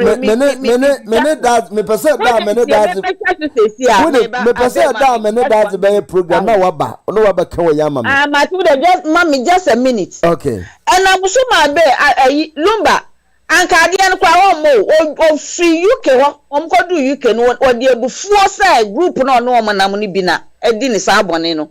Enti wo dwane ye free UK aba Germany ha. Ema nipa na ofa yesi alodi o se ho ahwa bi oye yi no wono so de ani brese wo tue ska malumba na lumba e de abufuo se band no kro na mo edwane eba na yire nchen ne na yire beka no beka bepa na yire eche ma alodia no e na to alumba yi Germany ha esa betwen ne koyansa na okwakobo yi no na me nua be ma ni bisa se dia na sese ase ohia anase bibisa ni nyina ne se ayiye na busuani bia no invite akohia sewa de tie no ni din kura na omo de call posters no so no omo kiro na madam akohia sewa meanwhile so ye Mrs. akohia sewa fosu no invitation and an immediate family no so bia no one more kwa ayiye na se bempoma ni wo fa ayiya opoku ene mrewafo na no omkohia no airport na busuafo kan no nobody attended the funeral because ebusuya penny any ahoho korinsa mankwa no mu Roman father no mu woni wo mu na ye no the immediate family no nobody was invited nti wo mu nyina anko nti akosu ese wo aba no wakọ ne sen immediate family no so na ni makosu ese wo ma gina tum nti wo ma anko a wo no wontumi ma meanwhile so wo invite no ne mani de wo mu koi because wo papa na ewu but akosu ese wo na nkasa no there was no invitation and now she's known as Mrs. Onya madam so ti asiye and this is the reason why wanko na de enti asese ekoso ne say wanya justice our first court case no wo Kumasi ho no akosi ase wa meanwhile ye ware no audience marriage or ye the legal wife or ye legal wife enti tama busuapani no mu tro letter bi come an say ye no kra no kra o mo mani imagine oye legal wife no maybe some oye legal wife but has there been a legal divorce? No, nothing. Auntie, say nothing. Okay. A one person mi chire mu no. One legal wife for Germany. And a first court case in by the anti-crowd on our court. No, you are 115 or court to obey. A bushapani na my lawyers. Actual command say, one no crano, one more per crown money ma a year ni be. Na lumba ni na jaya warrior. A fiawari no mudi kan year 1991 no. Lumba ni na jawari ono abusuapani na ate wate say kwesi say wade nsa ba bi jawari forgetting say nipa no so 2004 oma wari wo court wo Germany has stand stamped oma wari okuta marriage certificate the divorce bi amaye enti wo trust alete ebra say because say nkwala won ne wo manti na maybe mu be invite na mana ba na ayiye ni bi na nya nkwala won na wo a anko no kra no enya de ayiye mbo ma ne kwa mana ba ye bi wonum no say what tambe na mimi ko jaware and ye court we mu hwe mu mami o me marriage papers ni me certificate ni enti mu hwe ma me se me jaware na mi kunu jama ware mi nimu a na me de minim say I am the only legal wife I ware 2004 so ye kunu ne yire ye jaware separation separation is different from divorce. Ono aba betra Ghana ha no mo say adwuma ne kra ne Ghana ne beboa no mo. Eso so me ko Ghana. Ono so wo mu a wo ba ye kasa wo phone so ye bibia. Ena mi so minim say me kunja ma ware ye nja ye. So the marriage is valid. What you say onu mo na eja ye ha no mo abetra Ghana ho. Enu ntia say ye ja ware enti court no hwe mo ma no. This is the reason why Akosia Sewa Eddie Assembly Court because Ebusuapeni ma declare and say she's a divorced woman. Now although Bruni na say Elumba Aware no. Meanwhile so it's never true. And a man any bria was in your court in Dina Semomano. And a big car course I Kumasi court work ya. Instead say lawyer no judge no Eddie a ordinance marriage ebe kasano. After the wakwa ye no customary marriage. Say Akosia Sewa ni ware 91 odo broni so yesi ware no 2010 enti omu nyina ye eyire no enti judge no na declare omu mienu nyina so omu yeyire no mo meanwhile so nyesa na asem nete ena so ware legally so wo yire foforo bia wo ba bia kwa is cancelled enti time omu ware 2004 e wo court wo Germany ha no e kire se 1991 efia ware no kra no automatically automatically egu because under ordinance no one man one wife no chira sa Akosia Sewa na still a legally married woman to Lumba enti so kwa ware odobroni na odi si akosu ase wa kra no a odobroni aware no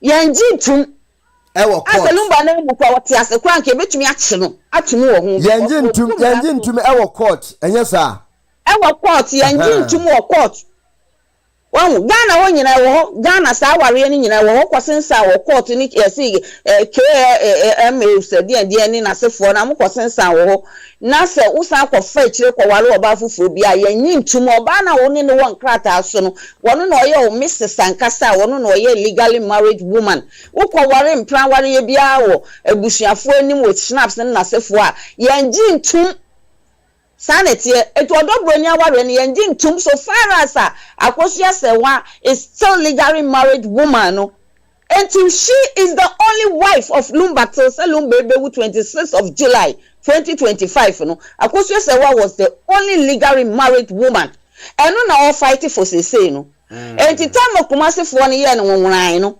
na lawyer Kisino mu eso mu ya appeal and akosia sewa na accept o munya appeal man wa cry high court etiano all together ni yewie appeal no we beside Dazi TV a obeka mu asem obema update no see ya no is ongoing mate sana asem netie etimi nua be man no question obisa say see ya no any sen na se for na mi kirem she is still the only legally married woman it is obi akofa customary marriage say ya wale man mi enu nyina it is never true odobroni ya ware no ya ware nim tonu a yemfa ne nkogina court enkosensa re eto no na ware no ya gitum enye yiye all right we are talking of legally marriage at court enye customary say snap any busuafo kakra bi o betwa hie onya no ho asem ne yeka no de ye totally out cry out yefa nkan se na Lumba o peso o wale obi kan akosua sewa ho a de na wo se nka Lumba ye ne se woni akosua sewa twitwa court de enum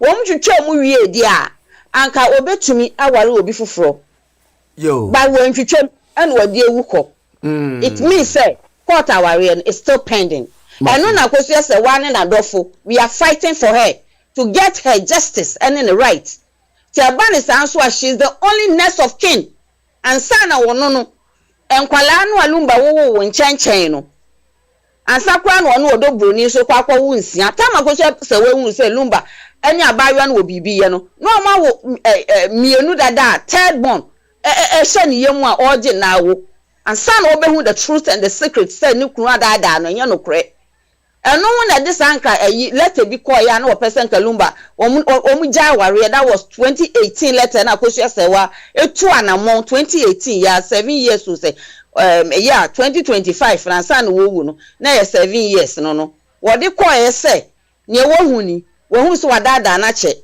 say wohunu kro ni nyina mehunu sa wo no oba fofo move on with your life entime no dia mehwehwe ani ya nyapade bebre ya ye won sa say anyway dia mepe wo mu ani ye nja aware no na wo move on with your life that means so me fa ma bra bonye ne me de beye ana Lumba ama kwan e ma ne lawyer chiro koma akosu se wa say ne lawyer every try wo say ne ye say onu Lumba awo 17 ne ma wawo 17 outside it is never true afi so wo se wa wale oba foforo aka wono akosu ase wa ho enya no kre na oba de no kra wa ye mistake wono oba na che a wone na wo ne mo onware no eno so ka letter no muaye no ewo mu bi Lumba na enum wo se onware oba no ne mo ne neti woni na woma na nso onware no ada no omode kwesua se wallet ne ba out 2018 no a o demanded divorce from Lumba no a wo si Lumba emani muaye na wo mu hu ne o so mo ye no mu twitwa aware no Lumba entu anamon na last year ya at his 60th birthday was celebrate o kra kwesua se wa se ankrofo se memeyire and poison me enya no kre na minya spinal cord problem me spine hu operation na me koye me yira kosua se wa amati sika aware no wonye me sada that was just last year ne birthday I wo gina stage so wa ye bibie wi a wo ko no sansan na chi se da bi stage na so no san etu another steps back no say no aka asem ba ko se manka na me kwa ebe me ya pa ɛna ɔde saa asɛm no tudwa sɛ nkurɔfoɔ yɛ allegations sɛ ne yira kosua sɛ wa na poison no na nya no kra da me yira kosua sɛ wa amate sika ware no onye me saa da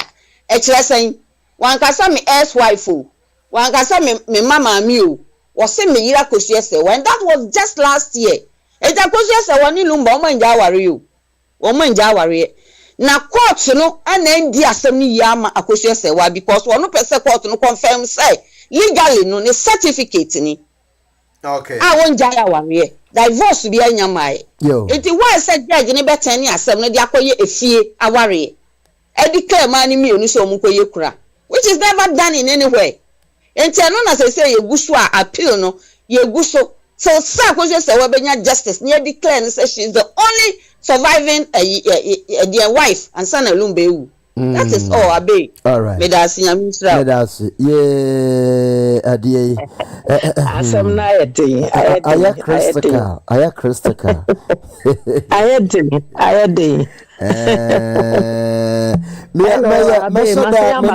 me bana kasa na my program say me YouTube no for almost 4 months ni it's not monetized inti me yakra na views ba bibia maso inti na ama program the views be ba men shadan kan ko ho bebre no inti no o de me ni ya na ye be ye program no me ne papa shi e din komo ono kra ye willing to talk to me but enye today inti ya hwe mate yanko hello abe me pacho bebre dia me papa no be kan no eno na enkame nso me ba so se mpese me kasa kakra ye maame abeka asem no kese pa dia mami abe mpacho ne ye papa be kan ye won se ye nyina no sebe akwantu mu ha ye baaye no ye ya warefo a sebe ya ware akọ yanim kakra se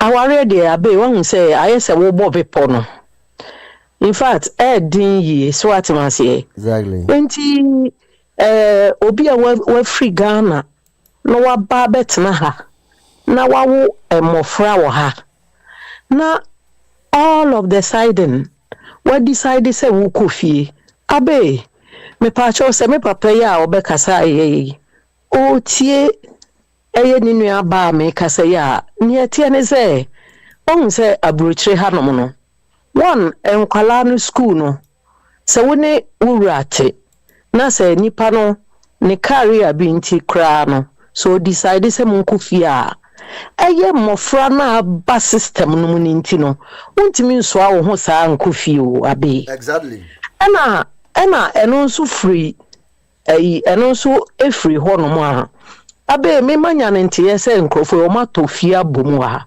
abe hwe bibi se impo kra credit ayeji no se woji credit o ha kra na pese okufia edin na obi a sebe wato fie nti abe yenhwa asemi se yo mami o nkwala miensa that time nkwala yi o musisa ena eno no free mu a o mato fie ena base won say abrochira system no any fie system no nyepe o ha wo pie ko ananse day wo ko bi o letterbox mu a letters a pile o hono no enti wontimi emmebo sisen wo hasa na all of the sudden we decide say me sesa me hono makotena fie no kre papa idie na adwuma a oye ne say oye nwumtuni ena na ire nso enya nwumtuni a obo na chidom enti no kwan bi so no say ye ka say ye ka ne yaka pa daddy lumba obia nim ne say one na ire Germany na omotie ena papa yi ono mum ene kofie enti enye maame ne ka daddy lumba de ne ko say fie o daddy lumba okofie so okoye ne project di okohu ye ena de no kotena fie kra enti ne me pese me papa no me nua ma munya na nte ye ne say sebe ne daddy ye se oba na ye sa nka mo beka se oba wa bo adwaman ena maame no ompamo no ena mpokra no ne wo se Ghana fo ye nyina ye do tu yetim ne se abe papa yi eno na ye maame gina bekasa ye okan papa yi ko gina stage e ka se ne yiri akosia se wa wan ka se waware no wo se wati sika wa no ontumi nya ne sada enti no se dade lumba ka se ne ba ne yiri akosia se wa waware na ana se woni na gya ya nka ye nyina ye nipa yi no ye beti ase se o ma gya ya ware o e na mpokra na e bia divorce na enye go through so atimase enti papa na be confirm ansa na owu so enti no abe won say ye awarefo anase ye mpanimfo a ya ware a yenim aware mi abe se wukunu esim se otwempna enye ize o emema ya omutie afidie a ekwachiri obi anim se omo no omusim se omo twempna enye ize mama no enti waka na ontie na maame no nso osan protect ni kunu se be ya on say ne niema bia eno nso so mema ya sebe abe bema bia obeka sa asem we bia obeka no wrongly no na che say ni juma odi ano no ni odidi ne yire ano no eni nti na sebe ya ebinum beka ne saa because of say nkoma no enti me de masem kakra me beka ne say abrochire hanom no sebe enti se Ghana say iwa ba be wo mmofra wo ha na ebia wukunu ne wo ye nti no obetumi asesa wo ho ne wo ne masa se wo kwa akotena fie ena obi anti amfri dadi ano se ne ire apam no nti no okoye ono a ne ko se okoye adwuma na waba back no anse ama bi nti yenhwe ni two sides no na yenfa nhwe asem na eno achi ne abe me de saasem we na aba na sebe Ghana for ye tu kwan a ye de niema bi di agro no me de abe metena akire na me hu a saasem we se Ghana empanimfo mu tie me pa ne meka ama Ghana ban ne Ghana mpanimfo atie ni se saasem we so mo anyi ni yi a abe ye ka ye fi se yakosia se wa ne dadi lumba na anya o masem asem we be kwa ba na betia Ghana fo because of say aware hu asem ne yekan aware aye legally hu asem ne yekan nti se na be tie media mamani abre asem we bia okofa ba na mabeka bi ni se won say ya lai mita akire na ha me kakra se ne hawa ha me ne se sasem we no se Germany fo we asem ya kwa akire pa anti omote wa omawe omaso omutie ne ekwa nyina no se Ghana mpanimfo antie yen na maame we se obeya appeal yi o mamma ne ma anye boko a abe so ochina bi no obi de sa system ni bi bewura mu se waware de ne ba ne yere ba na ni kunu a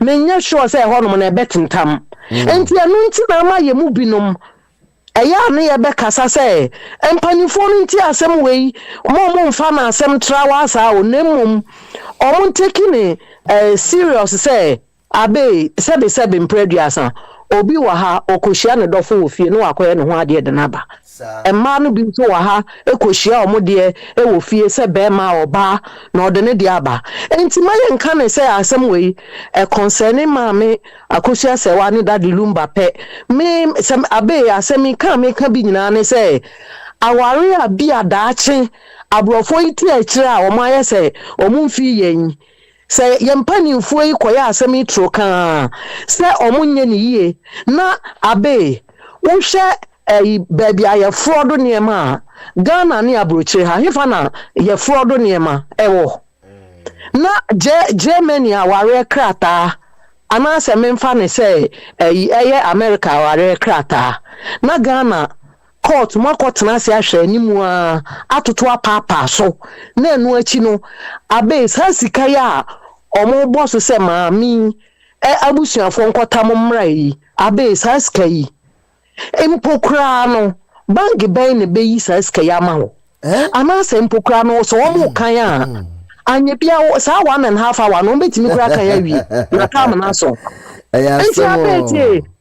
abeti asem we no won say o kan wa anye real se ne ye kan ya obenya problem by ne kan so ne ye kan say ye kan ne aka me kasa fidie so kese ba ha me say me kan say Ghana mpanimfo Ghana court omuntie sa asem we nya say be affect o na say affect ya sabre no man ka say Germany, Italy, Spain, France, America, anase ebiasim babia Africa nka ho say ya ba system no na ya ware afamu a omo anye ya ntumu a na che sebe Ghana mpanimfo bi a asisie pa sei omo aye sebe omo besisi ebinom ena abe ne krakrakra mpo so ne say no kwasem Daddy Lumba one na yere no omo abobra na nti mpo kra na se mo pese mo ye bibi kra ne wo se mo ye ne say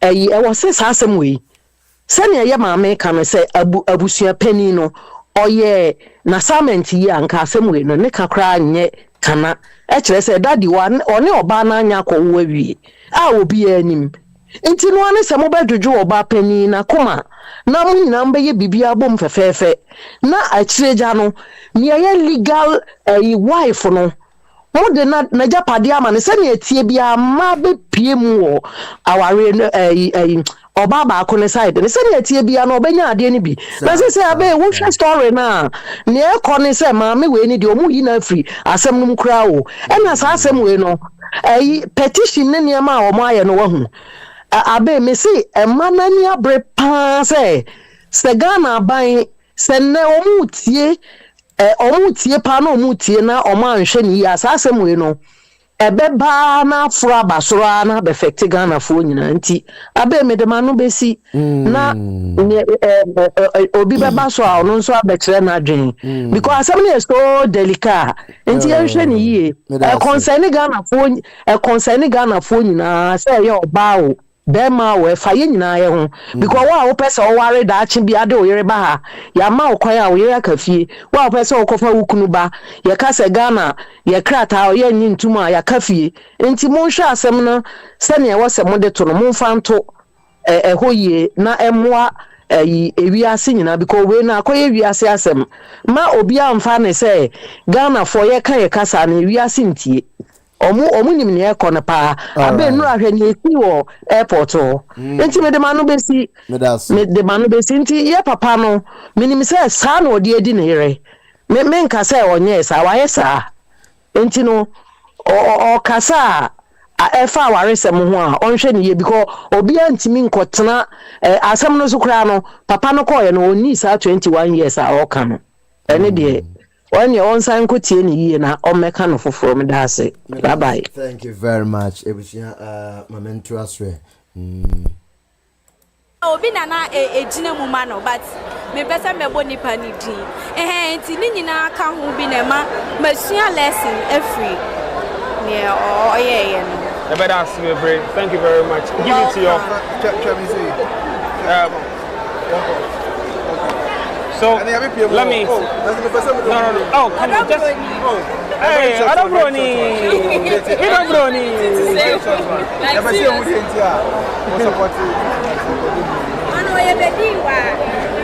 Oh yeah, you ready? You are. Support you. Who's about you? Oh. Me support you. Oh, Baba, you know what has happened right now. I just what sort of lessons been I teach you as a person? About the whole issue. Yeah.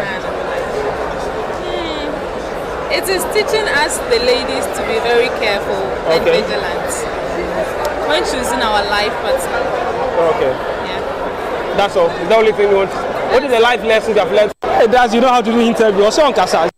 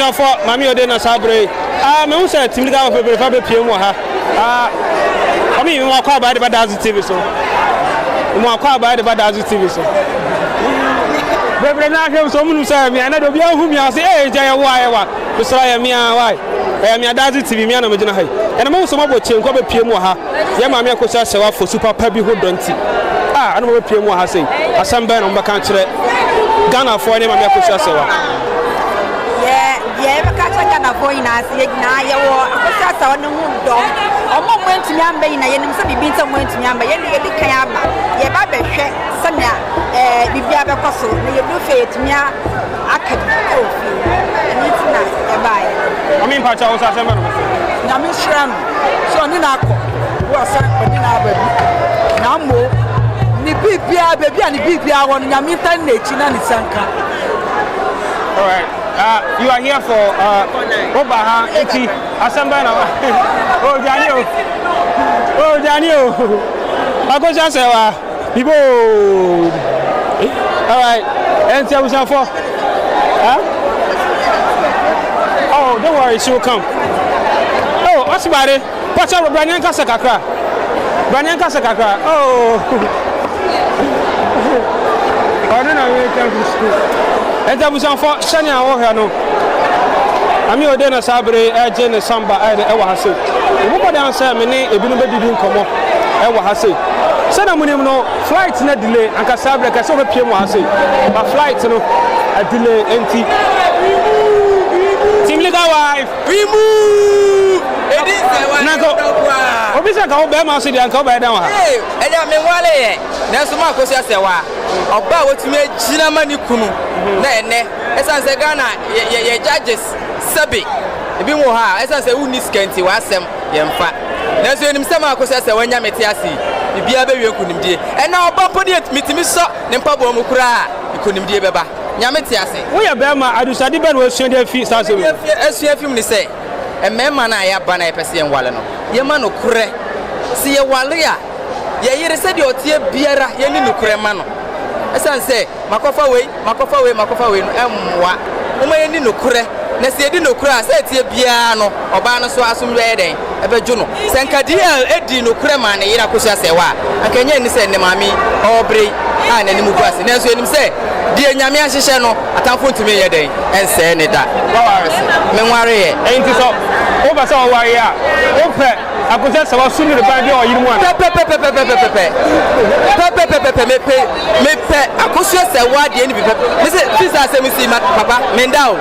Me ko me ye toto driver ma park me car no airport shell. E na maba.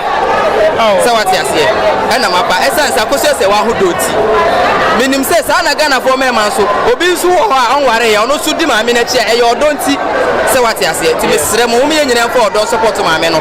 Yerim se nem na achi a ochi na bi na be den. E be yi. E da mo ase. That's the brain. Option 4. Oh yeah. Lovely group, bro. Option 4 already. So these are the beautiful ladies from South Africa who are here because of Yamami Akosia Sewa for Super Pebby. The beautiful ladies from South Africa, they are here to support and throw their support to Yamami Akosia Sewa. Ghanaians residing in South Africa, they are here because Yamami Akosia Sewa 247 Maba team legal wife Maba all the way from South Africa, they are here. More 10 and Samako. In fact, I'm about to move on for you. Obisu Hase. Aha. Too much. Oh. I could just say a dinner day. Timu. That was our first you are watching. These are the beautiful ladies from South Africa who are here because of Yamami Akosia Sewa for Super Pebby. I always want to add a papa bit to it because when you make me a question about on your papa. But the papa be and the home. It's really for Sina Kaho, number the papa I can hold. Hey, what I say? And God bless you for being proud of your source of income. Young man, thank you very much. Hey, Akosia Sewa your dog. Thank you very much. And see so then Ewa has say yeah train yeah na abetna kama enti omoba that the Osio Kasa, Bawaha, and then our hand and on Kasa. Yeah. Those of you who watch Yamami Akosa Sewa for Super Pub in arrival, no, and I'm a baton. In fact, the high and a bedria or man, come, bra, overdo, if you German, overdo or my Ghana Mano. Our Piemo Haya train, Sir Yamami Akosa Sewa for Super Pubby, I love a Piemoha, Tabushan Fornas, I bring one more, come, Sanabaya, and check, Sanamuni no flight to delay Kakra. Yes, a delay Kakra, about 9:30, 10 o'clock. She'll be here by 10:30. She'll be out of here. Empty flight to delay Kakra. Yes, Ramontia, remember, Enche. Team legal wives, husbands, and children, aunties, Obia, the Piemoha, Ibia Kosuaha, Kama. And idea, Kotoko International Airport here, my sister Kosia Sawafosu, the one and only widow of DL. I know, and I will say, that's a great job. Thank you very much. Sawam Pedu, I like you. So I say, civil or ordinance marriage, one wife, one husband, no side chick. Okay, Enti, I know, Anna Sabre, Air Force, and I say, Enti.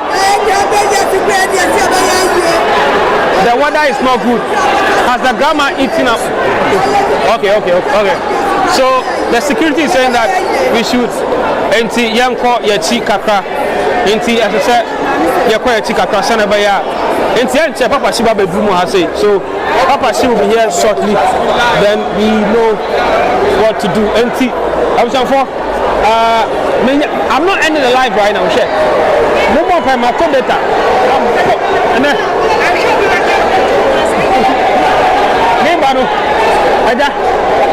Obi Ghana cities be make it so some data.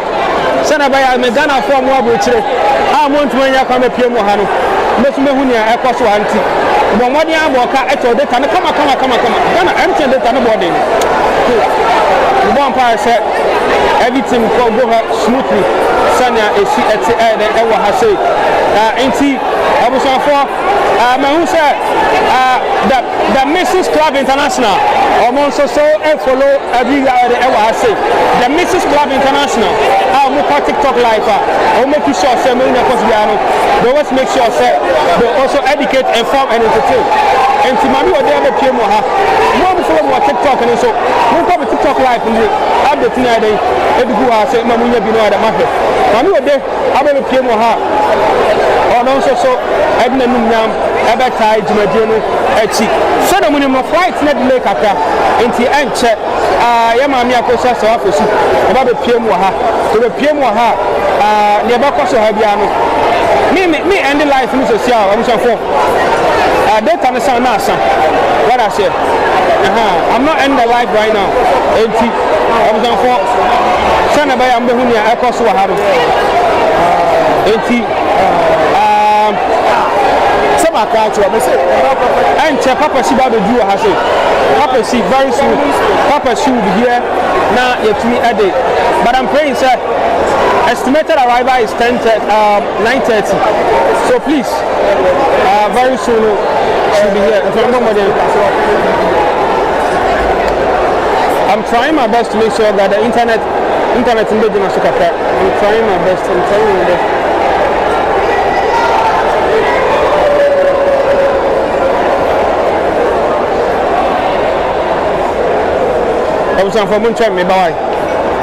I'm doing something right now. Keep your messages coming. I'll try my best and read them.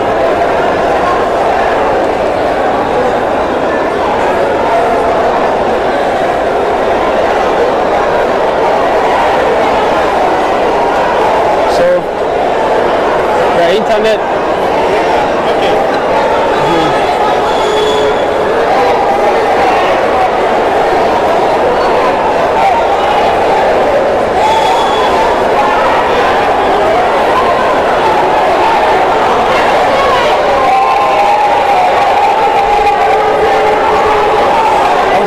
They say I'm not. You won't find internet in Beijing also.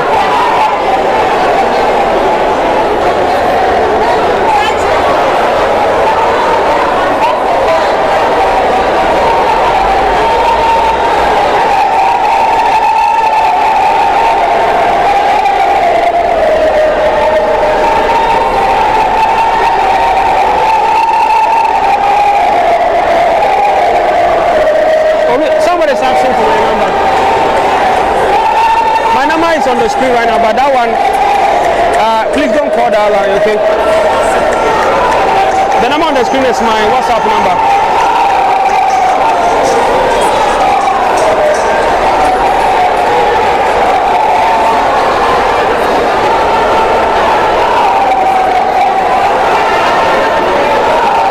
And then they never cost one of the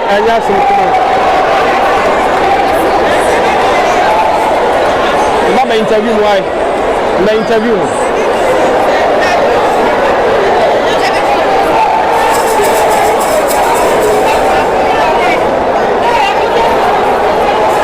I'm not going to say who don't tonight. Obviously,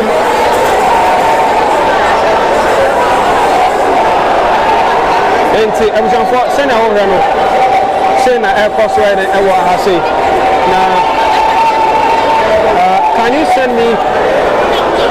send your data on this line? Oh. The line media live stream, you know.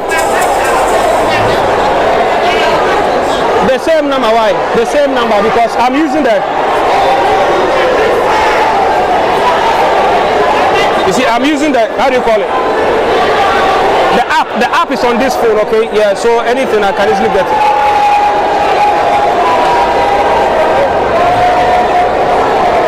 Hey, my mobile number. The same number, why? The number on your screen, okay? But those who have my private number, they know. Alright, so obviously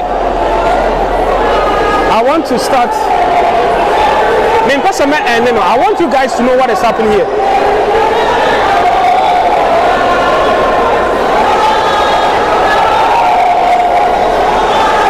Maybe my main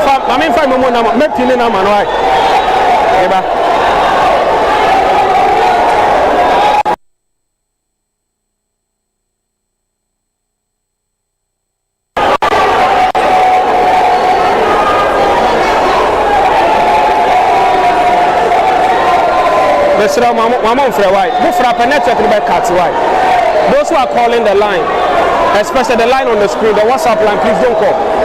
I will try and pin my number or comment section as well, Mr. Romy.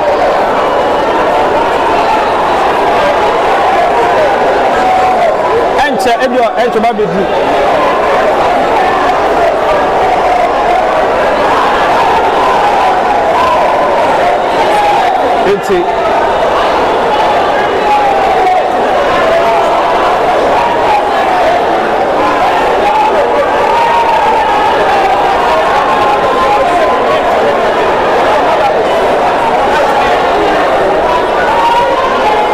The answer.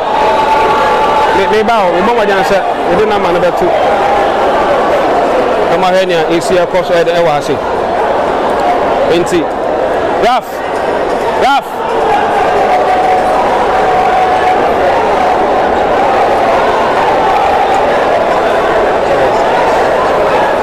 Who rest there? But you know me interviews. Let's see me.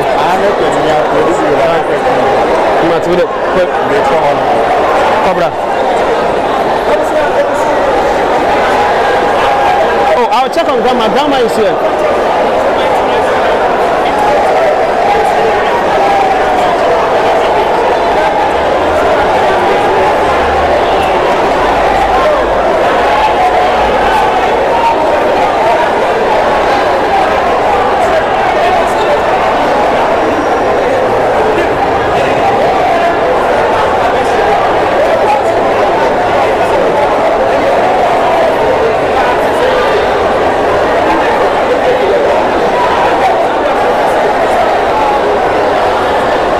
So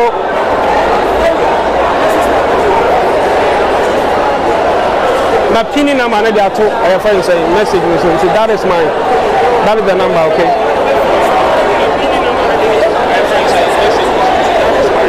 It's may charge it.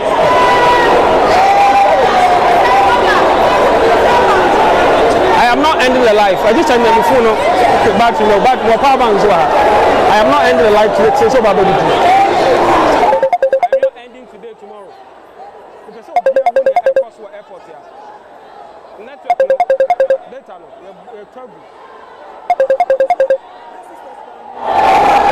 try my best and interview.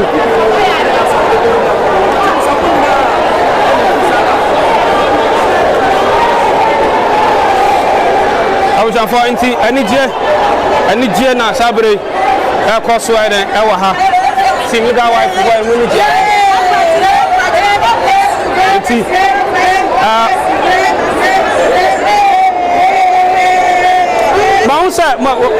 Mausa when you are Mama, you do come on, Kakava. I see Abanaba. So I have my number and my penny screen so I can easily buy the data. And I'm a more than network a bit to mommy. One thing with the network, Ghana network in there. It's will be a bonus. But I make it sure, sir, remove and see. Ghana and some of the money here, some women in here because Obama Obama, no Obama, I'm pressure to say, Yamuba, the West is a daddy who not doing it. Not a do baby, who say, what a small girl. So, I don't know what to do there, and I got to the assembly there, and then that's it. Or the president crew, I was here and I was so far. I know. Medina, your family does it, so it's like that's my name, okay? All right, so I'll try my best and speak to one human being. I'm going to say, "Cook, my son, I'm going to I'm trying to say, now, this is more than a presidential reception. I could say, why you're we need your full name. My name is Asik Dazi. Ono ana sabre na hu se I said who I miss I said minimum I saw minimum na no more than say more than am the way that chemo similar wife na hu se similar wife for atam to close up the train send you minimum no one wouldn't can hear the catch of flight delay kakra what done in fact what done I cross Germany then we say hey the number pinning why na pinning number no and also within a dozen and 2,000 is right obi say mama mo modena we read the messages in the was it you mo modena say network no dey na say na be amo abrochi no me hu nia e koso e wo aha say enti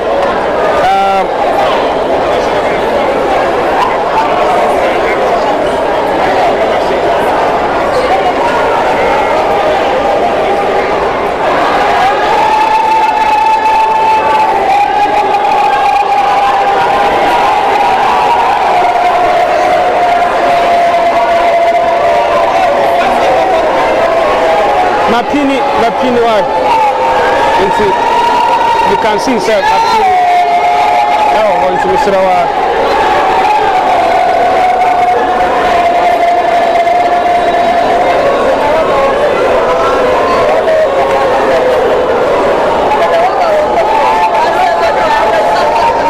I know Sana me kind mami for be brain na to na ma be pie mo ha mo do mo support e dey be ma ye mami akosa sewa enti sabre se wo ha be hu se bi a ekoso e wo ha kama na I'm trying my best to talk to them. This woman and I cook my support be a e na me hu no but no hu wa ha se be person ka me ni do ko but I say me hu na ko no I said, we told us we were life in 2000 they come Accra here. Hey, let's say network and now head them call by demand. Send me country life never make Accra. I don't see a master do me do but you make sure say obedu ape.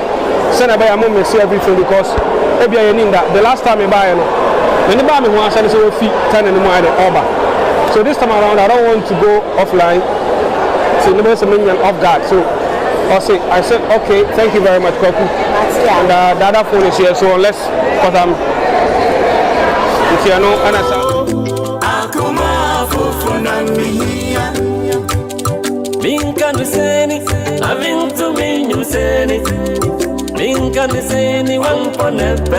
Sɛ mentwa Daddy Lumba ne story is a akosia sɛ wa wanhwɛ na mempɔn so we a sub story me ahead of me program ɛna abagentre ha ɛyɛ menka ho asɛm biem ɛyɛ ceasefire na yɛnkɔ connected family yɛnkɔdi yɛnkunimdie ho ɛnkɔmmɔ na mmom mene miya daze ebedi nkomo yebeye very lengthy program on this na nia wo ko hunu ye ni okote ye efie busua mienu ina ho no waba abeka bi ma yetie akwanya banso a mama papa shi nso abakasa opese okasa dendenden ewo King Jersey obakasa se other family nso bi wo no opese okabia yebema kwan but we want the fact. Na adeba ko amesua na minim ne se na mesampa se mebisa ne se Ghana yen ordinance marriage and customary marriage no brebe na fiase brebe na fiase na yenim se obia obarima hu oba na okofie ede ensa ekohuna busua mekai medikan ye bi 2007 oba na nka bewa no ye di ensa ene sika etroso ko ebusua fie ekosrei eye ezi kokoko ana eno kura na ye na ebusua no hu ni say that is the real marriage, that is the actual marriage. Ni ebekwa asori fie na yebekwa akwa dondo ni ede eno nkan ba emom aware ni se oba ne berema no behu ohu na omo ama obema ku hu oba ebusuafo na ebusua mienu na atena se no makasa mpa yadehye no yebisa ye baba na oso no obekọ na yaje enti abra mekoye Sandra ho ade ye engagement no ebusua mienu na behia ye ena wonam tena se ena ye boy yamane ede na mode beji aware ye boy ye nkuro ede ye bibia Sinapo ede ndie ni nada sinapo no ye na yese ye kwa so ntie ye no doko nsa doko ebi ye ni sika ena ebusuafo mienu we di na futuo ba ye mo kwei ese we me kai se ye maame efia konedu okronte nyame mfa ne krensie wono ena obetena me engagement na se be ye me kofa no obetena se be 2 years for. That was the marriage. Enu echi no ena yesi ye kwa asori akoye wedding. But in penifuna say the actual one no eye nea eye aware no nea esi wo fie na busua mienu ajetum no eno ene aware no. Which one is Daddy Lumba's own? Say akusia sewa one Daddy Lumba de no.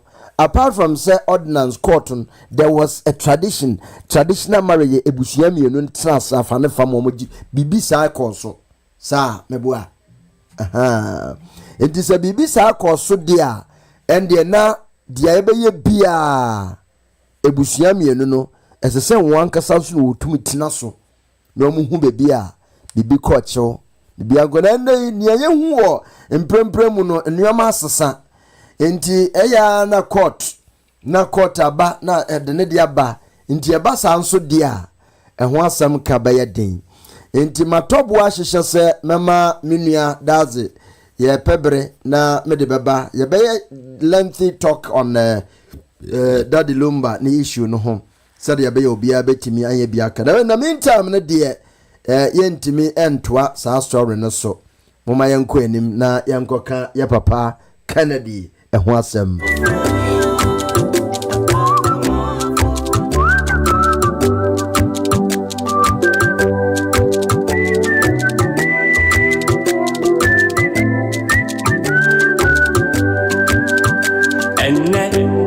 Messiah me bofuno ene Messiah majimpa Messiah we papa me maungo Sisa makoma mama kuma fofro ene Messiah me bofuno ene Messiah majimpa Kings Jazzy Radio Ajami maungo Sisa makoma mama kuma fofro Papa mami nyo Mami akuma fofro Wadada tina mabe Mami akuma fofro Akuma jiji fuya Mami akuma fofro Akuma fofro dami Aya sisa makuma Mami akuma fofro Aya mami akuma fofro Akuma fofro Akuma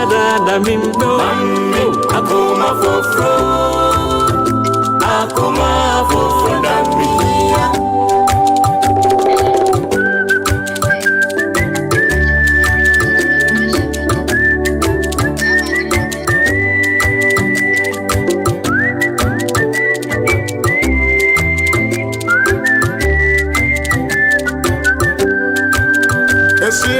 All right, thank you very much, Ebusia. Let's move on with the show. Honorable Kennedy Kwame Akompra Agyapong. Na honsam ewo bebia abafabia Kennedy. Bebia abafabia Kennedy. Nia ekodru ne nia ekonyina ne se MPP for se beya ye beye ba akone agye atum se ade no yawe afanu ni na Kennedy mu odru too much. Kennedy wait no ebro ba mia wait no so nti ye betias na ye de Kennedy akọ nti ba mia o anhwa na akensi no kra no ono we throw in the towel onko because said ya walk ka Zarius ehun samsami obubu quotation Christopher quotation ma ye de ono ahu se Zarius bema nesifom ko enko enyoma bi saa no de emfa nti eyadan ya obeko obesifoma eja bibia ato din nti yadamo ase na ensam wo ho Kennedy Japan se manfo ni so keep secret saa na yepe ya YouTube because one obeka say man be cutting a UTV a friend say yeah attaching no say yes Kennedy to me keep secret na omuko parliament cabinet be fuku anwa pa you to listen me kan attaching say sani ma mi ro nti na mpesa Kennedy be the president na sa Kennedy education minister wa ma school a friend say skase fato bus ema nkwala no na so akọche scan mu mi no edifa na wan do book na oba cabinet obe power ye be bo mo ofili obe bo obi a Kennedy be to be TV so asa aka chere e man say education minister scan am de man say mo ma no over do bus mo mo ntia de akodi obi a asa pam no obi ndi oni ndi amapam no ndi say mo se mo ndi asa mapam no odi ye man sika gana ko ebo ni sama e hia sa president efedi etia bi say we say ondimu keep secret na say a mine secret there Kennedy ne yire enai emeka oni ne yire ntwam asem kire da Kennedy ne maame ne ni nuanom enye abusua meeting e wasen emeka nje say abusua e ko meeting no say ni ye no the secret ni ye say ye ko sika ye man sika eni ye de kwakoye koko rose ye de akoma uro minister wadi secret no Kennedy babeka yes wa pam wo ba camera nzo ata power so wi ade a Rollins epa akaso mu no those Rollins some so ka opa say o ye wrong person o ye wrong person yes opa na so me ko he enko ba bia then o ye ya opa na so aden na sa atem Rollins ni nkrofo odu no mo nante ye one pair bi aso na aka atumi say o take advantage over say o ye vice president no nti I say o just otro yes na wadwene na na po adwene ma no na na dey unu say gbagbo ma discipline wa Yes. But you must say discipline. And he na madwuma na atma to samurai. And your discipline. I need to say secret in your mind dear. Kennedy free young American go can't Donald Trump say. The man you should pray be. You good share. Now you will go to share. Babefa. Kennedy the cancer. Now mom say go do her. Not an individual. Lands and natural resources minister. With me. Only ebia okroni hene. With my cup. Ya for GB no ma to go na to edi dia. Yeah. Kennedy ti Obameka. Yes. Say go there your mind dia. Me your president na me so. Hwe say ohene no. Only me road fence lands and natural resources minister. Gold board for afa kwanya sembi so ekoto gold no. No mo dia go ombotum. Kennedy Obameka no di ogumani mase. And the secret on keep you nyina ye secret oka emme japadi a eko individual botom waje dia mama it is a Kennedy keep secret na de ho no na se che na oh okay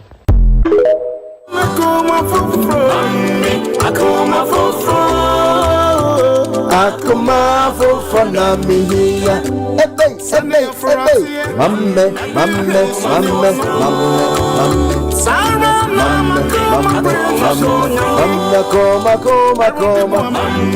akoma fofo na mihiya Sawubakaya 2020 omuskimi eyi mi free parliament no me no ebe campaign wa ha anadu me da ena me soon da ye enti wo ba ye no me ka kira we say 2029 you are going to be the president of Ghana you go for some to na maga to my president maga to my president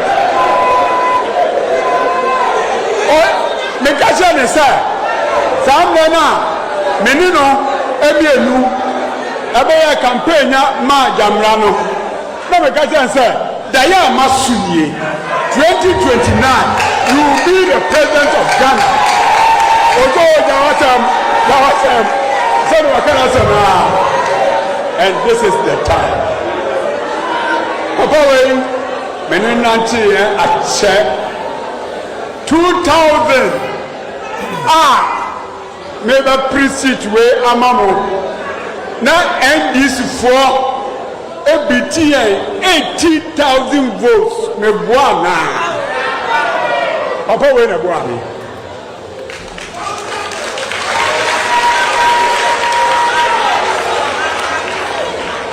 ana ye do su from 18,000 to 1,500 some kaya executives no can dem ka munya muni ana ye guso na mbere DC me ye DC so ma muni adwuma me ye na me de me nim se obi ye papa mawa na eni se wodi boni tua. Thank you very much. So obi ye papa mawa and sasa wodi boni etua no ka ose onena nante America krani onu kede de nante America krani oyoyonko a ondi hwamoda tibie yinara mu ono benante Kennedy yoyonko a oni hwammo se woni papa yinam na ebia bribisi na wopre wo babonte wo bepe wo asem be kansam na je se adwene na ekuta wo nanke eyebone adwen na wa ma wa kwanya na wa explore wo negative ideas no ana fidie na pawo. Oh yes.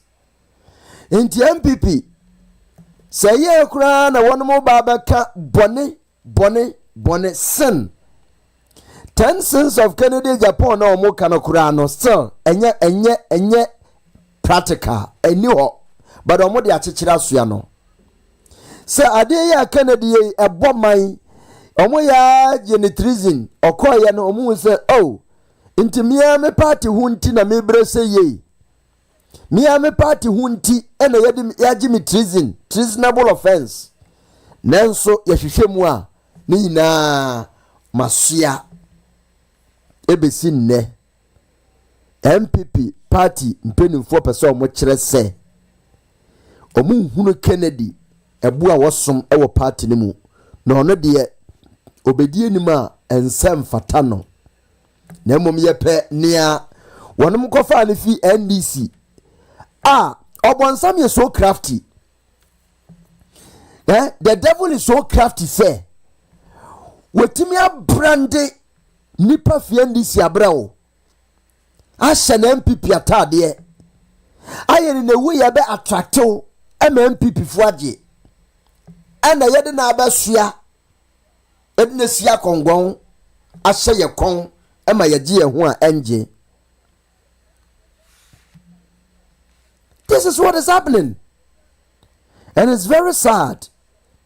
Say adie ye si we dua we ewo weni dua ne be wo weni MPP force da bi ye ntwa so keke ma ye ntiase ye tiase anye dua na mo dua no we ni atuni pani afiro MPP si da bi ye ntwa so ma ye ntiase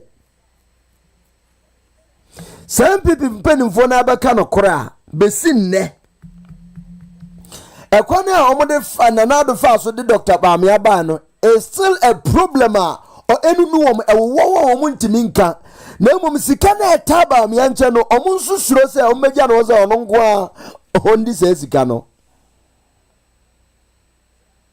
nti aye pinso oje ohwanji MPP da ben ena de we siye na obi nso a obehye da ye ne ho se ono de ono a ompese obeye fashion bia obeye Kennedy fashion obeye Bamia fashion obeye we fashion o neutral no ewa na tunu wakoda ne ho adi no se ejina mu atuntum pa ni no no a wakofe egu baby poto inde omutimi gina Bamia platform so kase MPP enye Bamia fashion enye Kennedy fashion enye we fashion enye national party munim we yina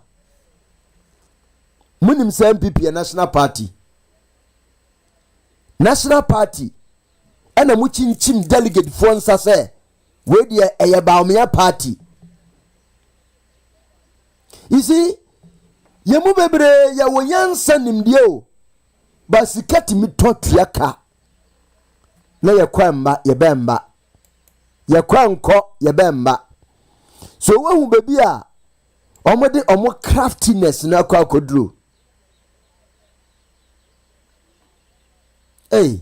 ebusia mama yenye careful Kennedy wedin kunim afi we me say said ya Bamia begina ho say apeke ose chart no ato and we a little forecaster o chart no better so ampa too sure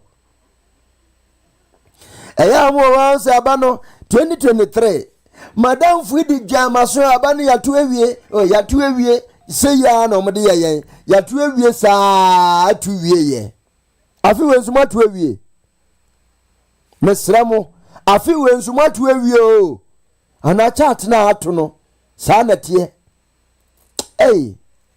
Debbie. Hello? Hello, Abe. Yeah, to say. Good. Good evening. Good evening. Good morning. I have my phone now. Yes, up. Now, Michubia, back for me. Okay. Like a company, I'm there. Them agenda now was set there. Honorable call station bia another name public station and was say honorable wakuma or quick temper or them no or agenda why you what they wama presenters no one musika the anytime bia station ba omi sponsor one anytime bia honorable nipa ba hono one kind of massam na de obaton kofu trim na what abana etia on apple. But Donald Trump or two America catch obey them faka. Okay, I don't know Chinese need journalists no catch in there. Don't ask me stupid questions.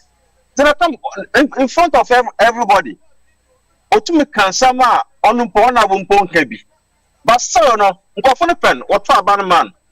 Ewa nti oya agenda was set there. Why there Baumia did them okay, Mahama there, Bahama, you are incompetent. Incompetent, no wonder what kind of what can Mahama Nibufu. Oh, to pay what can now can be na or say any campaign or yeno. I mean, because you know it's all Ghana, this on there won't pay him. Natural cars are wugum, a bit more Range Rover, a bit more a Dana with Captain Smart, now which is he. Beside the one is kind of him. And you know. Or your agenda was set because I am there as a journalist. I did pion over in our country, no. And to me, call me Buhasimo. Nemo, not come on or not why your topic about the Bisa Ekawasam. It seems to me come away there. What you were 37 Mutual Hospital. Or friend then confirmation Mokoyen. The man Yama Papa Wayna won't can be. But I there was set agenda there. Yen can them because why no party no party for no attach and one can want some work can be or quick temper the man of Padoka. But on board party no call 137 now. Okotia 100,000 Ghana cedis. The man offend chairman and some chairman step down now MP no know how I want to cheat no. Papa why you know walk offend then Temelo Sahin Congress no all the cheers can why you now one can be but why they but on fact because do not talk what come once in but do not talk about present and one come over but I'm in body or come up with at this time now I can also I come won't call any TV station yeah so be on metro too another offend then other radio stations are or you know, but one can I'm up because I'm up with you. But echo them, Hona Baumia disca or friend and Samuel Kuno disca come on that. Oh, that part won't miss us a baby beyond because I some could no baby, sir. On could no baby, so. And you know, I'm a come up with tank was stop them stations now. Now, one focus of campaign, mean there, Baumis honorable Bowen. On your Mabaka honorable Nakuma, yes. I am minister. Now obi ba buy a project or buy investment or country them na catch and there one what percentage a man no come on buy ya no about ya on slap wa on slap on slap because pay country ni akufo the chidi nyama kwafo ye da wodi be nyina anye dem amount percentage a member am pass what dem kwafo nyina wamba na eyin wo kwafa or the would Ghana anymore. But when you papa, apart from our bookend, one thing our no by a tandem. All right, thank you very much, my brother from UK. Thank you. Macho Man TV for almost a day, Yanko. And you film see a shrub of war. I want to video be bad one thing. And your Dr. Mahmoud Baumiani ni MPP executive see. And then the campaign team to make a 5 video no cha. Canada Japan come on no word in na instances no word sura. Wadi abufuo kasa nipa wodi na na do dem kwakufu adwa tem. Na Canada Japan chirem.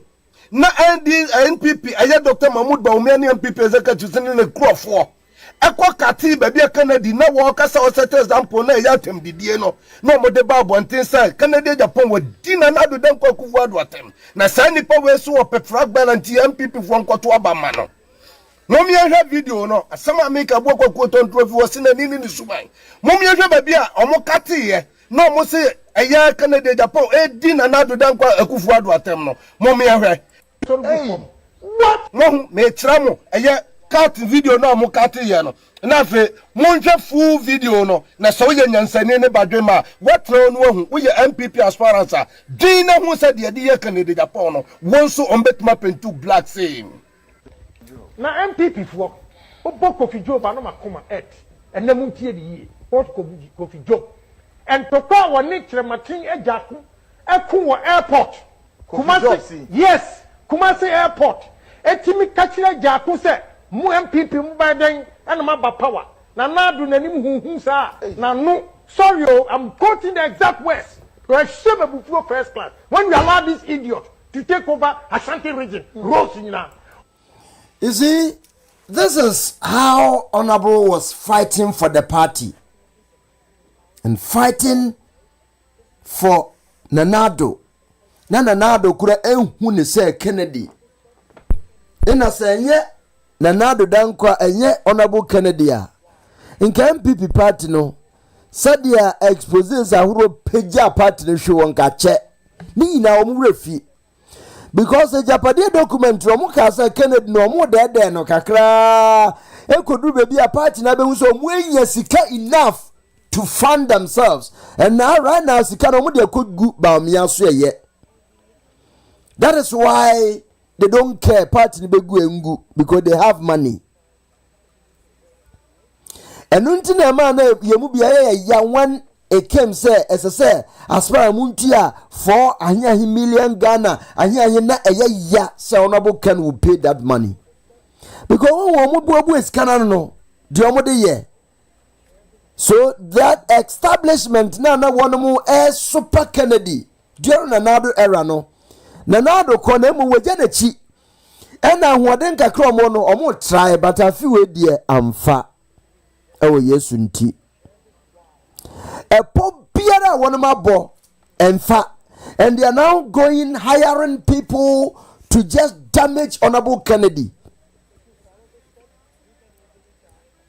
damaging without evidence and also amfa now ewiemu no nso a omoya na omoto adedi nti omuntimi nwia proxy amfa since album no eno hu adwuma na ye no more because womo atwa album no foforo ballot we no womo atwa album no foforo na womo de nipa bi ahihyem obi kura asabi producer oye 10 years you see oye patron hey wo hwe edin na ewo mu no eno na mfina na womo so oye patron hey MPP we na akoso and upon all this Baumi and Ferrin srote to me Gina Domenim Kotu Christopher Bible. Say, Onyango Pond is Zarios, Ebea Crum. What is Zarios? No, Oya Crum for Sabe, not Zarios, no, what we saw your Crum for. What is Zarios? No, what did Domenim Ayakatas, Shana Proye, and the say of mine.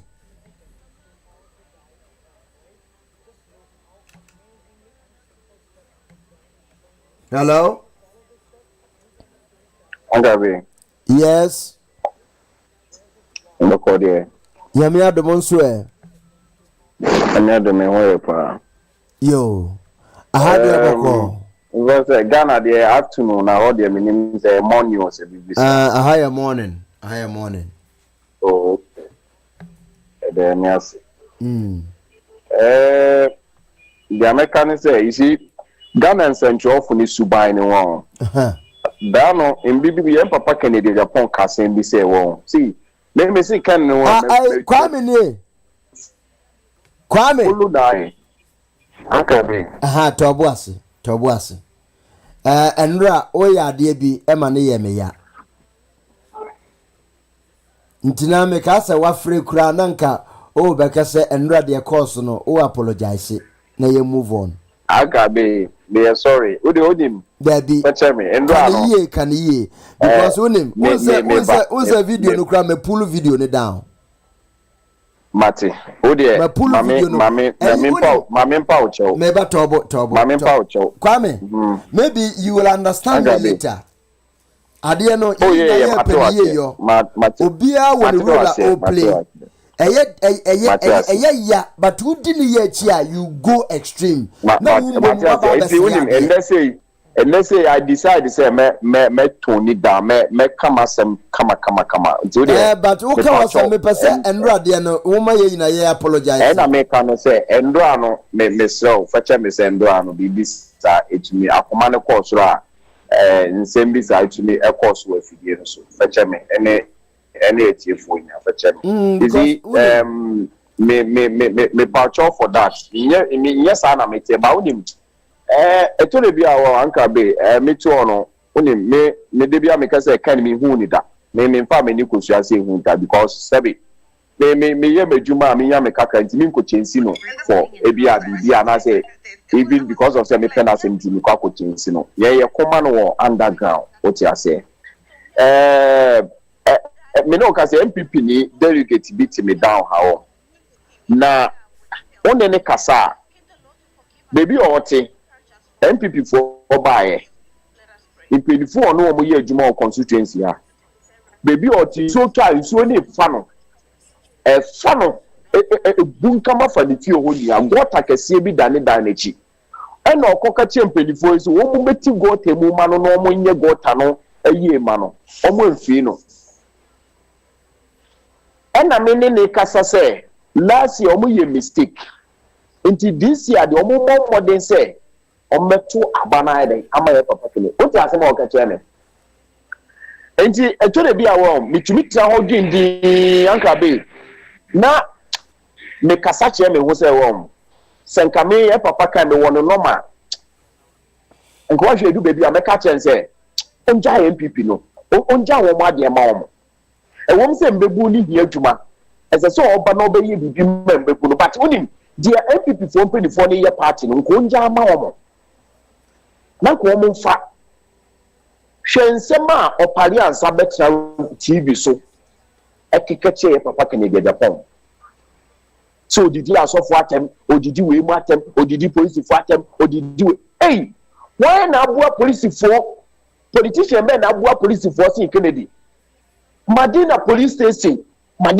station Kennedy to meet to bus anka be o to meet to car pickups ni ade ko bisa eye record da ho why na abua police fo say Kennedy ewo man mu Kennedy na etumi akoye fashion way etumi di amaga na soldier for so omu ndidi mu omu nchimu nam no omu nwe nti sa nipa we ye de ne kotra radio so TV so egu na ni ma se ekeka nsem pata na ho se odidi police atem odidi we mu atem she nsema me pese be catch MPP for pay for one me share dey nya any opportunity ni ye na MPP for pay for see group one na me je o mani ma sa na o mebo me tue kume because nsema e ya pa na me catch o MPP for pay for no see group one na me je o mani ma me se sa da na me ndu fie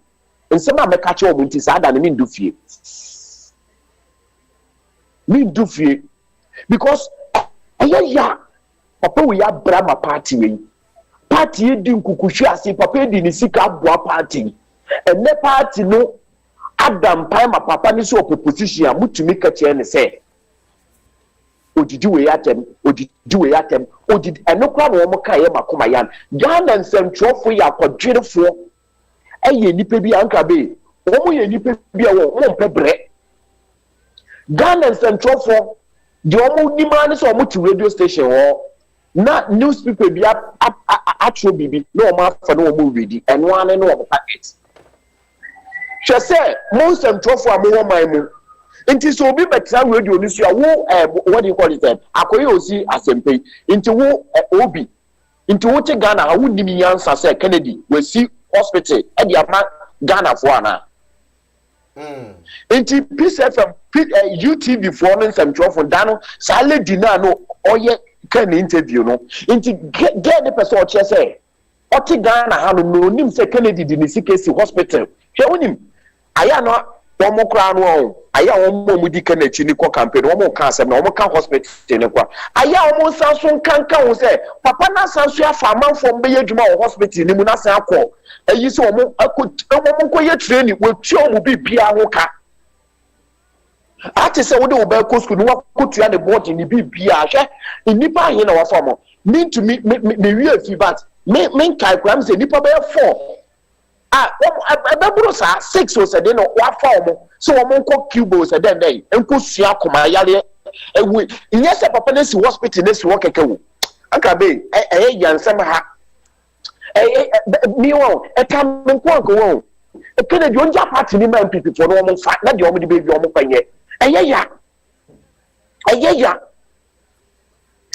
because you mo bi no it's like what you want to say how come say moti nsantwo for amugu o man mo wonim dwuma papa we yedi ama o man we nti de yemfonso ne kwa na Ghana from nsantwo for etumi eka na ye say omobro fufu ne omobro fu kankan bi omoka kakra bi pe ye say the temperament me kwasia just say oh I'm sorry wo de enda de ma me brad now just say o dwen nsantwo fu we hu a wo dwen ho nti ase brofo ba kope ne wo munim and you say papa na temperament and na wan and na akoma ne ha no and na wo sha obetumi atra cabinet ehon de eyame wonwa to say besinday nsantwe ne biara o Ghana enti say Kennedy ba interview agisi no pe no mo asa bisa no enti de akoso o Ghana no mo aso mo nya aware say Kennedy oyo obi a wokoma ne party na mum bi se ne nneoma pa wa ya de beboa Ghana na sie bisa ho asem dansa na koma chese Ghana nsantwofo no wo enti na mesi bibi mechanical style ntokwa besi Ghana ha ye Ghana nsantwofo waka to wo assistant to come because unim omo ye very diabolic omo ye lazy unim Ghana nsantwofo wo omo te ha ene omo te ka mo omo nim so odo na gota atoki ya to ball egum ya to ya ko toilet gum unim omo nka ho asem da atis omo hu se president akwako gira ho ansa na Ghana nsantwofo etumi aden aka ho asem Ghana nsantwofo ye very hypocrite people bi a wo wonti wo ase inti momuti Ghana ha ya musisi YouTube for ne asempa ne wo keka inti sebe margin aloke munim dia papa we ye ma Ghana munim se papa we tumi tu amanfo school fees e de wo ko school free munim se papa we tumi fa amanfo ma de wo ko abroti e ko school muti Ghana munim se papa we etumi esi hospital e de ama Ghana muti Ghana ha munim se papa we etumi a fashion way e de ama soja Ghana soja force wo munti mu na mana enti Ghana nsantwofo se wo mu pese wo mu chest unim endra me share video bi na in fact eto de bia Ghana nsantwofo no esese ye hia o ma won se me won Ghana nsantwo bi ni ebi hia me pa na ko oye mi interview akama bona sum because unim sanko for we very yes me think me back asum because unim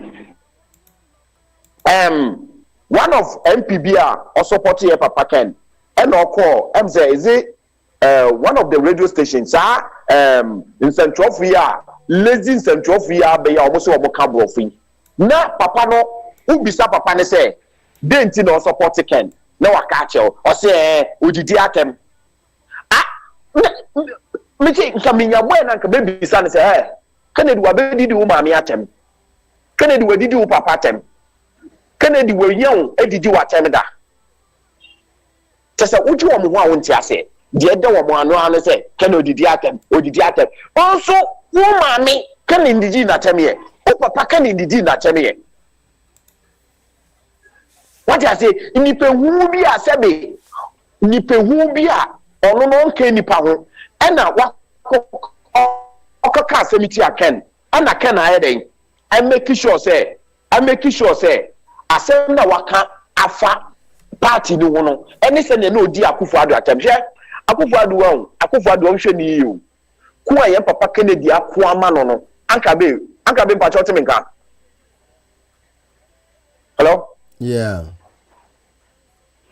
me say Akufo-Addo hwe ni yiyo ku awon yen papa Ken akwa ma Akufo-Addo no nda Akufo-Addo akofa ba omi odi person ogu ye party ni mas na Akufo-Addo hwe ni yiyo Akufo-Addo bebi o mu bia no on hwe ni yiyo hwe nkukuhwe ase a Kennedy Agyapong we di ama ansana wo ba be president wunti okotra radio susu ye eya Akufo-Addo wunti o papa penimu ye wo bobre nya ni sika wo Akufo-Addo wo ba be di president na ken wa bobra sen ken no wo sika sen ken no wa je Agyapade sen Akufo-Addo wo ba be di president na wo ni fi o ye wo lawyer no ye hu adwuma bi a odidi ya wo nya sika o na Kennedy Agyapong no wa bobra wo sika sen no sponsor party ne sen nti hwe ko papa wo ya ko ama nkukuhwe ase a papa wo ye di ama Akufo-Addo nti wo nkai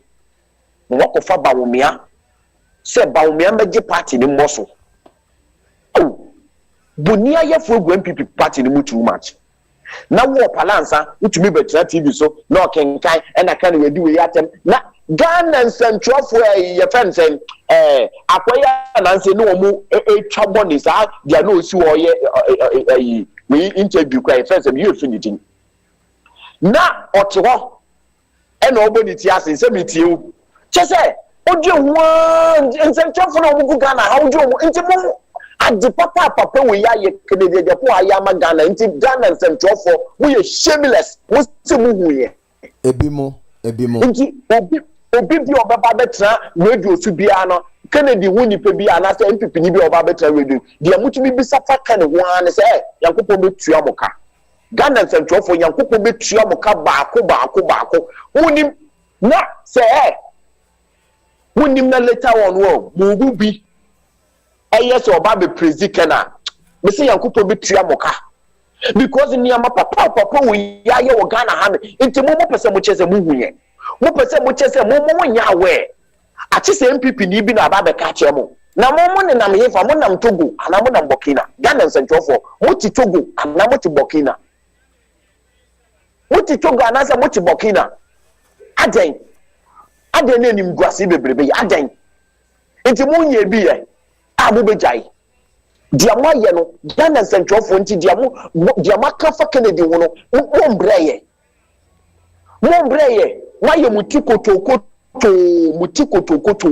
and once somebody is radio station and once somebody is TV station and questions and who here Ghana nsentwofo tautology questions in na Ghana nsentwofo ebisa wo Ghana ha nti wo mo ka ho bi and MPP ni NDC aye corrupt parties and wo mo didi esika and onya hu ni pedo wa shase honorable gentleman honorable sa instead of say Ghana nsentwofo be hwe yempenifo nani ma ka che say hey mo di esika mo bonya bro mo ku Ghana mo say Ghana nsentwofo ntumi nka mo hu bom hwe wo say Ghana nsentwoni nani han apepe ne ho a no wakoje ahye ne ho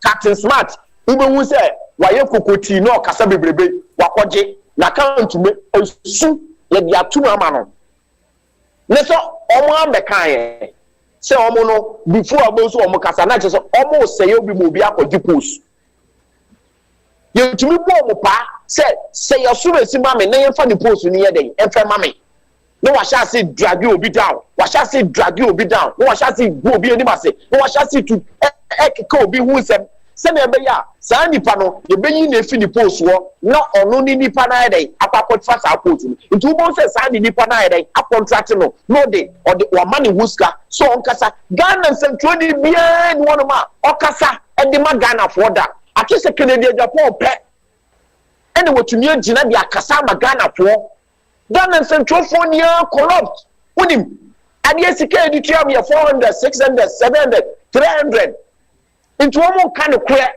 and woman we move. One more kind of crack and woman we move. Who wants a Ghana centrally be see that a bribe, a corrupt, a bribe and a wapapoje. Captain Smart, Nedaya will could so yano, bribe bonqua, omra no fan a ketuam betche. So no share radio asiniano, a ketia no Jimmy. Na ketua se ne yede ma no na bosomi se no sevu na ye hwade na no Kwame eya wo direct isa na ada na wo den so ono so abeka ho woni bibi so wo nya kan sentwofo no sentwofo asem na meka ninti no sentwofo asem na meka enti wonim ne business a wo ye ena me so fa the business o yeso ma kire yen ofa no so ma kire yen yes ofa so omo sorry a sesi omo nia ti radio so wo obi ne me pesa wo ye ne se wo kasa kwame wo obi kwame anka be se nipa number publicly meye bibi smena o nia wo ye nsantwerefo no ya wo de nsantwerefo ni bimo because aye dan ya wo adamfo bi a wo ni no ye nsantwereni ebi a obi so ni bi be nsantwereni ebi a no ye corrupt na o mo city omo ye akrofo na o mo city TV so ni radio so ni ye Ghana fo ye ni momo ye follow politics na ye follow the echo Ghana ye ni momo enti ye fiance ye di asem ne ba wada me si ye ni momo obi meka nche se the law school no okono why na e de na ekọ the law school no okono oti radio so na bibia obi nkwane nsem toni a wo kana ni station e de na ekọ ni station e sponsor no enya no kura da adom from po nye sika nko obi nko law school da na sen kwa no omu di tua no na omo nye sika de na law school enya no kura da ebi nsi da adom FM ayi constitution ayi media so ndo metam ska de obidi na call law school ensi da ebi ko ensi da ayi abofo sem ensi da obi aye no ho sem toni ba ko a me sha asese metie no bibi bia o manyi ne beka che obi bia obi si onim ho hwe o manyi ne ka bibi pe obi say hey we are sure I say obi oti America ena aya obeye interview wo Ghana ase obi nim dia koso wo Ghana ye nsantoni ba ko bia se ye kasa nya atwem obi nya atwem nsantoni bi nya atwem wo Ghana ha obi me manyi ni number 1 bibi obeka che obi bia so onim se e koso wo Ghana ha bibi obeka che ni bi opetane sadet me first no na one ohine ba we ba ko na mitie o mo power sempa but me hwe ni subana na ewia program no me jaitie because I say bibia wa be ka che ni bia no obi si onim se ekoso Ghana ha na nka wo panansa betina wonim na obi sa o say Kennected the post so wenduma ni nduma ni bi ye den a o si we bi radio station nti obi Kennected the post Ghana ha no obi wo pese o che ye say Kennected Agyapong radio station kwa no we bi ayi adwuma na ma me ka sem che Ghana sem jo kono mo tiase kwame ndema nche me pon ntino me bate me dase tie me ka sem che Ghana sem jo fo dia me pese me ka che o mo ni say wo Kennedy no sa radio station na we bi no ono aba bonchi be kan yo radio station na we bi no we bi ni for so de ba be nyesika wo nti eno kwa de ni business we bi kwa de enche den ka ho eno de akwa se na omu bully MPP fo na omu kwa ada radio station niti eno de amemefe ye dey e bi sa radio station no Kennedy wonjuma aye very important aye akese se sa radio station na we bi no nti obi wo pese o chem sa o ti Ghana ha woni Kennedy adwuma bi ate so man FM obi akabe Ghana central for odi o machi awo papa niam papa wa ya ma ye wo Ghana ha enti musi muni ma metumi abo papa ehu de wuro na nka Ghana central for ye nipa bi o mo kura na nkete ko mo for so kete delegate for say delegate muni pa we di ade papa wa ya ma Ghana ni ti mo yere mo ntu abema no munja isa ana Kennedy eno didi atem eni ehu ye aw be say Ghana ni bi obeka say Kennedy didi atem no anka be yenko ni say Ghana ni bi a o na no ka say Kennedy didi atem okofia na yire eye bibia na ni buefu na okasa ne ba ye bibia na ni buefu na okasa no Ghana ni bi obie na no ka say Kennedy aba bontia me didi oba atem sa nipa no so akwa bontia yakodi oba bi atem da no wo so ya bie na no mposo bie ma no keka santa me sin yankopon otaso be tua mo ka ba ko because muni amu webufuo obia wa akoma da ne yem obia ne bone a oyede okasa fa ho obi bie le ni wo Ghana ha no ma ne ba ye ne bone a onkasa obi bie ni wo no wo Ghana ha okwa bonti na obi ye bibia o mie na no dradi aye dradi wo Ghana ha wonama wuti atem didie oba drabi kra ye di na tem Ghana mebe bie ni wono mo betumi bie na no aka chem se oni oba bia kamida enso nde Kennedy purpose ntimu si odidi oba atem ntimu amokasa ni nia no wundi oba bi atem da mubufu abonten da makoma hamuda makoma makoma no mo makoma no ejo eham obi yade mabubufu da Yankopon be tie nipa bi ka wo ma wewu Yankopon be tie nipa bi agwo ma agrada be du desi nipa bi tim e wo ma wewu sankofo no mo kasa se ni ya cheke no ke mo mu kofu e wo mu fie na mo ba bontia ma be kese Kennedy na koma ha no mo makoma ha mo intimo no muso na mo ye adwuma na yentu amoka mo nkasa wo ye adwuma mo obi na so ntu amoka ayi amo nkasa Yankopon ni mo be di baako Medase. Anka be medase. Medase, thank you very much.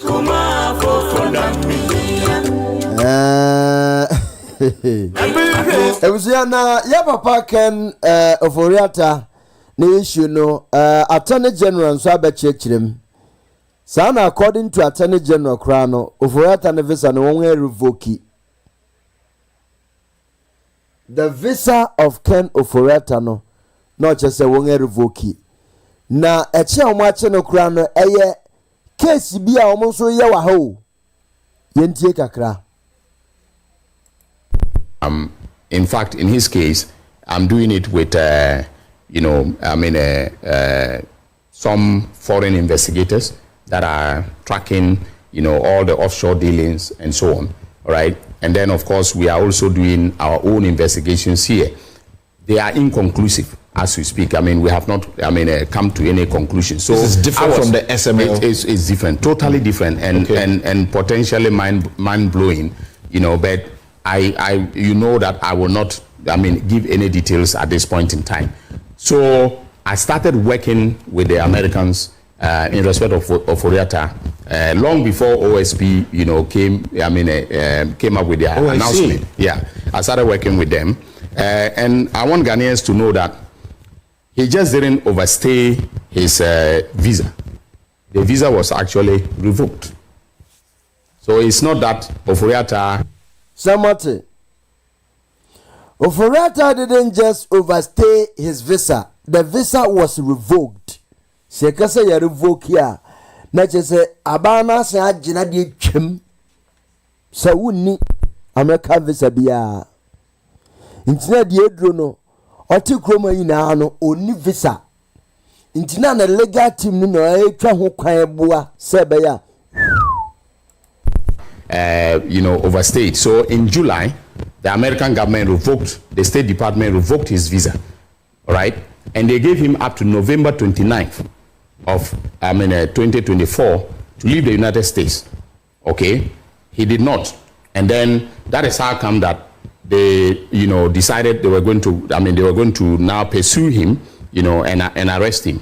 Actually the arrest was supposed to occur on January 4th and they did not do so, but on Tuesday, January 6th, they apprehended him in the Virginia area and took him into custody. You're saying this is not exactly about immigration? Yes, it's not exactly about immigration. His visa his visa is not expired. It expires in February. It was revoked. The visa was revoked. I am telling you this on authority. All right. The last meeting that I had with the American authorities was just 3 days ago.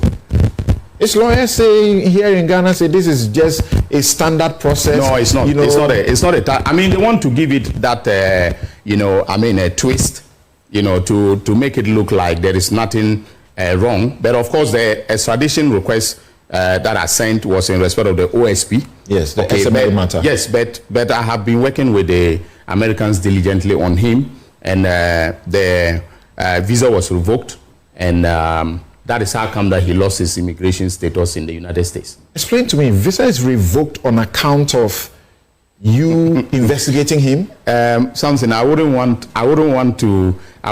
to give any details because we speak Share. Nia Samson cano no kre, but nia Attorney General chile no kre. Se ye revoke you visa no a intervention met me ye revoke you visa. If you said the visa now would take in, it was on the ground say who abamu abano ni jumedie bi and Emma who would do nim diano and answer who position no a cramy at the mao. And this abandon and not two more, it may revoke you visa.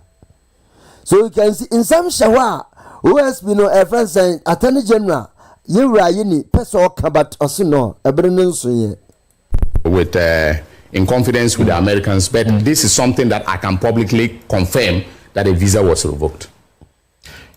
So, in respect of his extradition, are your lawyers in America to assist the state as the Department of Justice? As we understand, there's supposed to be some 2 lawyers from your place, 2 lawyers from the OSP or so, to go and help the Americans who prosecute the case in American courts. Normally, we don't send our lawyers. We don't send our lawyers. We are represented because we make the request to the American authorities.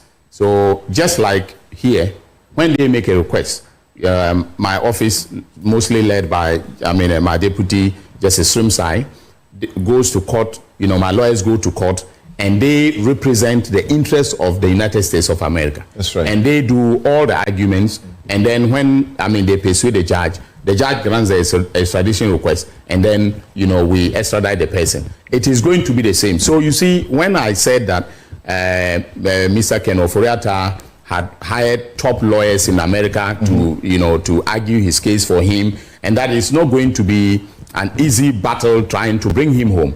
People thought that I was going to the United States to face his lawyers there, and I was afraid. I'm not afraid. Paul Adomochuri did a show here where he said a Stanford lawyer, and you are afraid of lawyers in America. I'm not afraid of them. He's not the only one who was unhappy. No, but nobody ought to be unhappy because John Ashcroft, the former attorney, general of the United States of America, all right, called me and said he was the one representing, Ken Oforiatta in the matter. But his concerns, that the reason he called me was for me to assure him that when Ken is returned to Ghana, all right, he will get a fair trial. And I assured him of the fact that under this government, and in accordance with Article 19 of the Constitution, his right to a fair trial is guaranteed. No one is going to, Ken Oforiatta is not he's not the person that will come here and we're going to treat him very shabbily and so on and so forth. He will be accorded due process of law. His fair trial rights will be guaranteed and so on. So I talked with John Ashcroft, but at the time, I could not, including the lawyer Isinat, the lawyer who granted the interview. That's right. So there were 3 of them, 3 lawyers who spoke to me via, a Zoom on that day when they were expressing concerns. Okay. So at that point in time, it was confidential. I could not mention John Ashcroft as his lawyer. All right. But I was simply saying that when you take the fact that he has these top lawyers coming to court in America to defend him, it is not going to be a day's work to bring him home. That's because he will appear before in this current matter. He will appear before an immigration judge. All right. On January 20th, he's appearing before an immigration judge. Right. He has a right to appeal that decision to a district court. Right. From the district court, he can go to a circuit court of appeals. Yeah. Then from there to the United States, Supreme Court. That is potentially the legal pathway to the determination as to whether or not he should be taken from America. Right. If he doesn't self-deport, this is what is going to happen. In the extradition case, again, a district court will hear the proceedings and make a determination as to whether to extradite him. If he is not happy about that, he can go to a circuit court of appeal and to the United States of America. Right. So I was just laying out, the legal pathway that lies ahead of us, and which could drag, and that is part of the process of probity and accountability. But why do you get a 6 months visa revoked? And as I understand, it was revoked in June. No, in July. In June or July? July, I think. Rather. Yeah. Okay. July. Well, he's sick. He's not well. That's what we are told. He needs to recuperate from treatment. Do you so recuperate only in America? You can recuperate here. There are people here with prostate cancer who are treating themselves.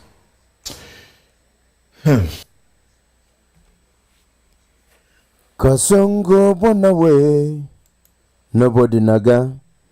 Kasongo ye. Kasongo ye. Nobody naga. Kasongo bonawe. Kasongo bonawe inobody naga Kasongo ye Kasongo bonawe inobody naga Kasongo bonawe ebusia midemusi na mako ene yumremasa abanti muma de aka no phobia member tuja nti mumfa jani na nko ema phobia member bebia obia ka Kennedy asembia monkoso na de dro no ese ne breba wherever you hear Kennedy good news being preached, anyone fighting for Kennedy, go there and support the cause.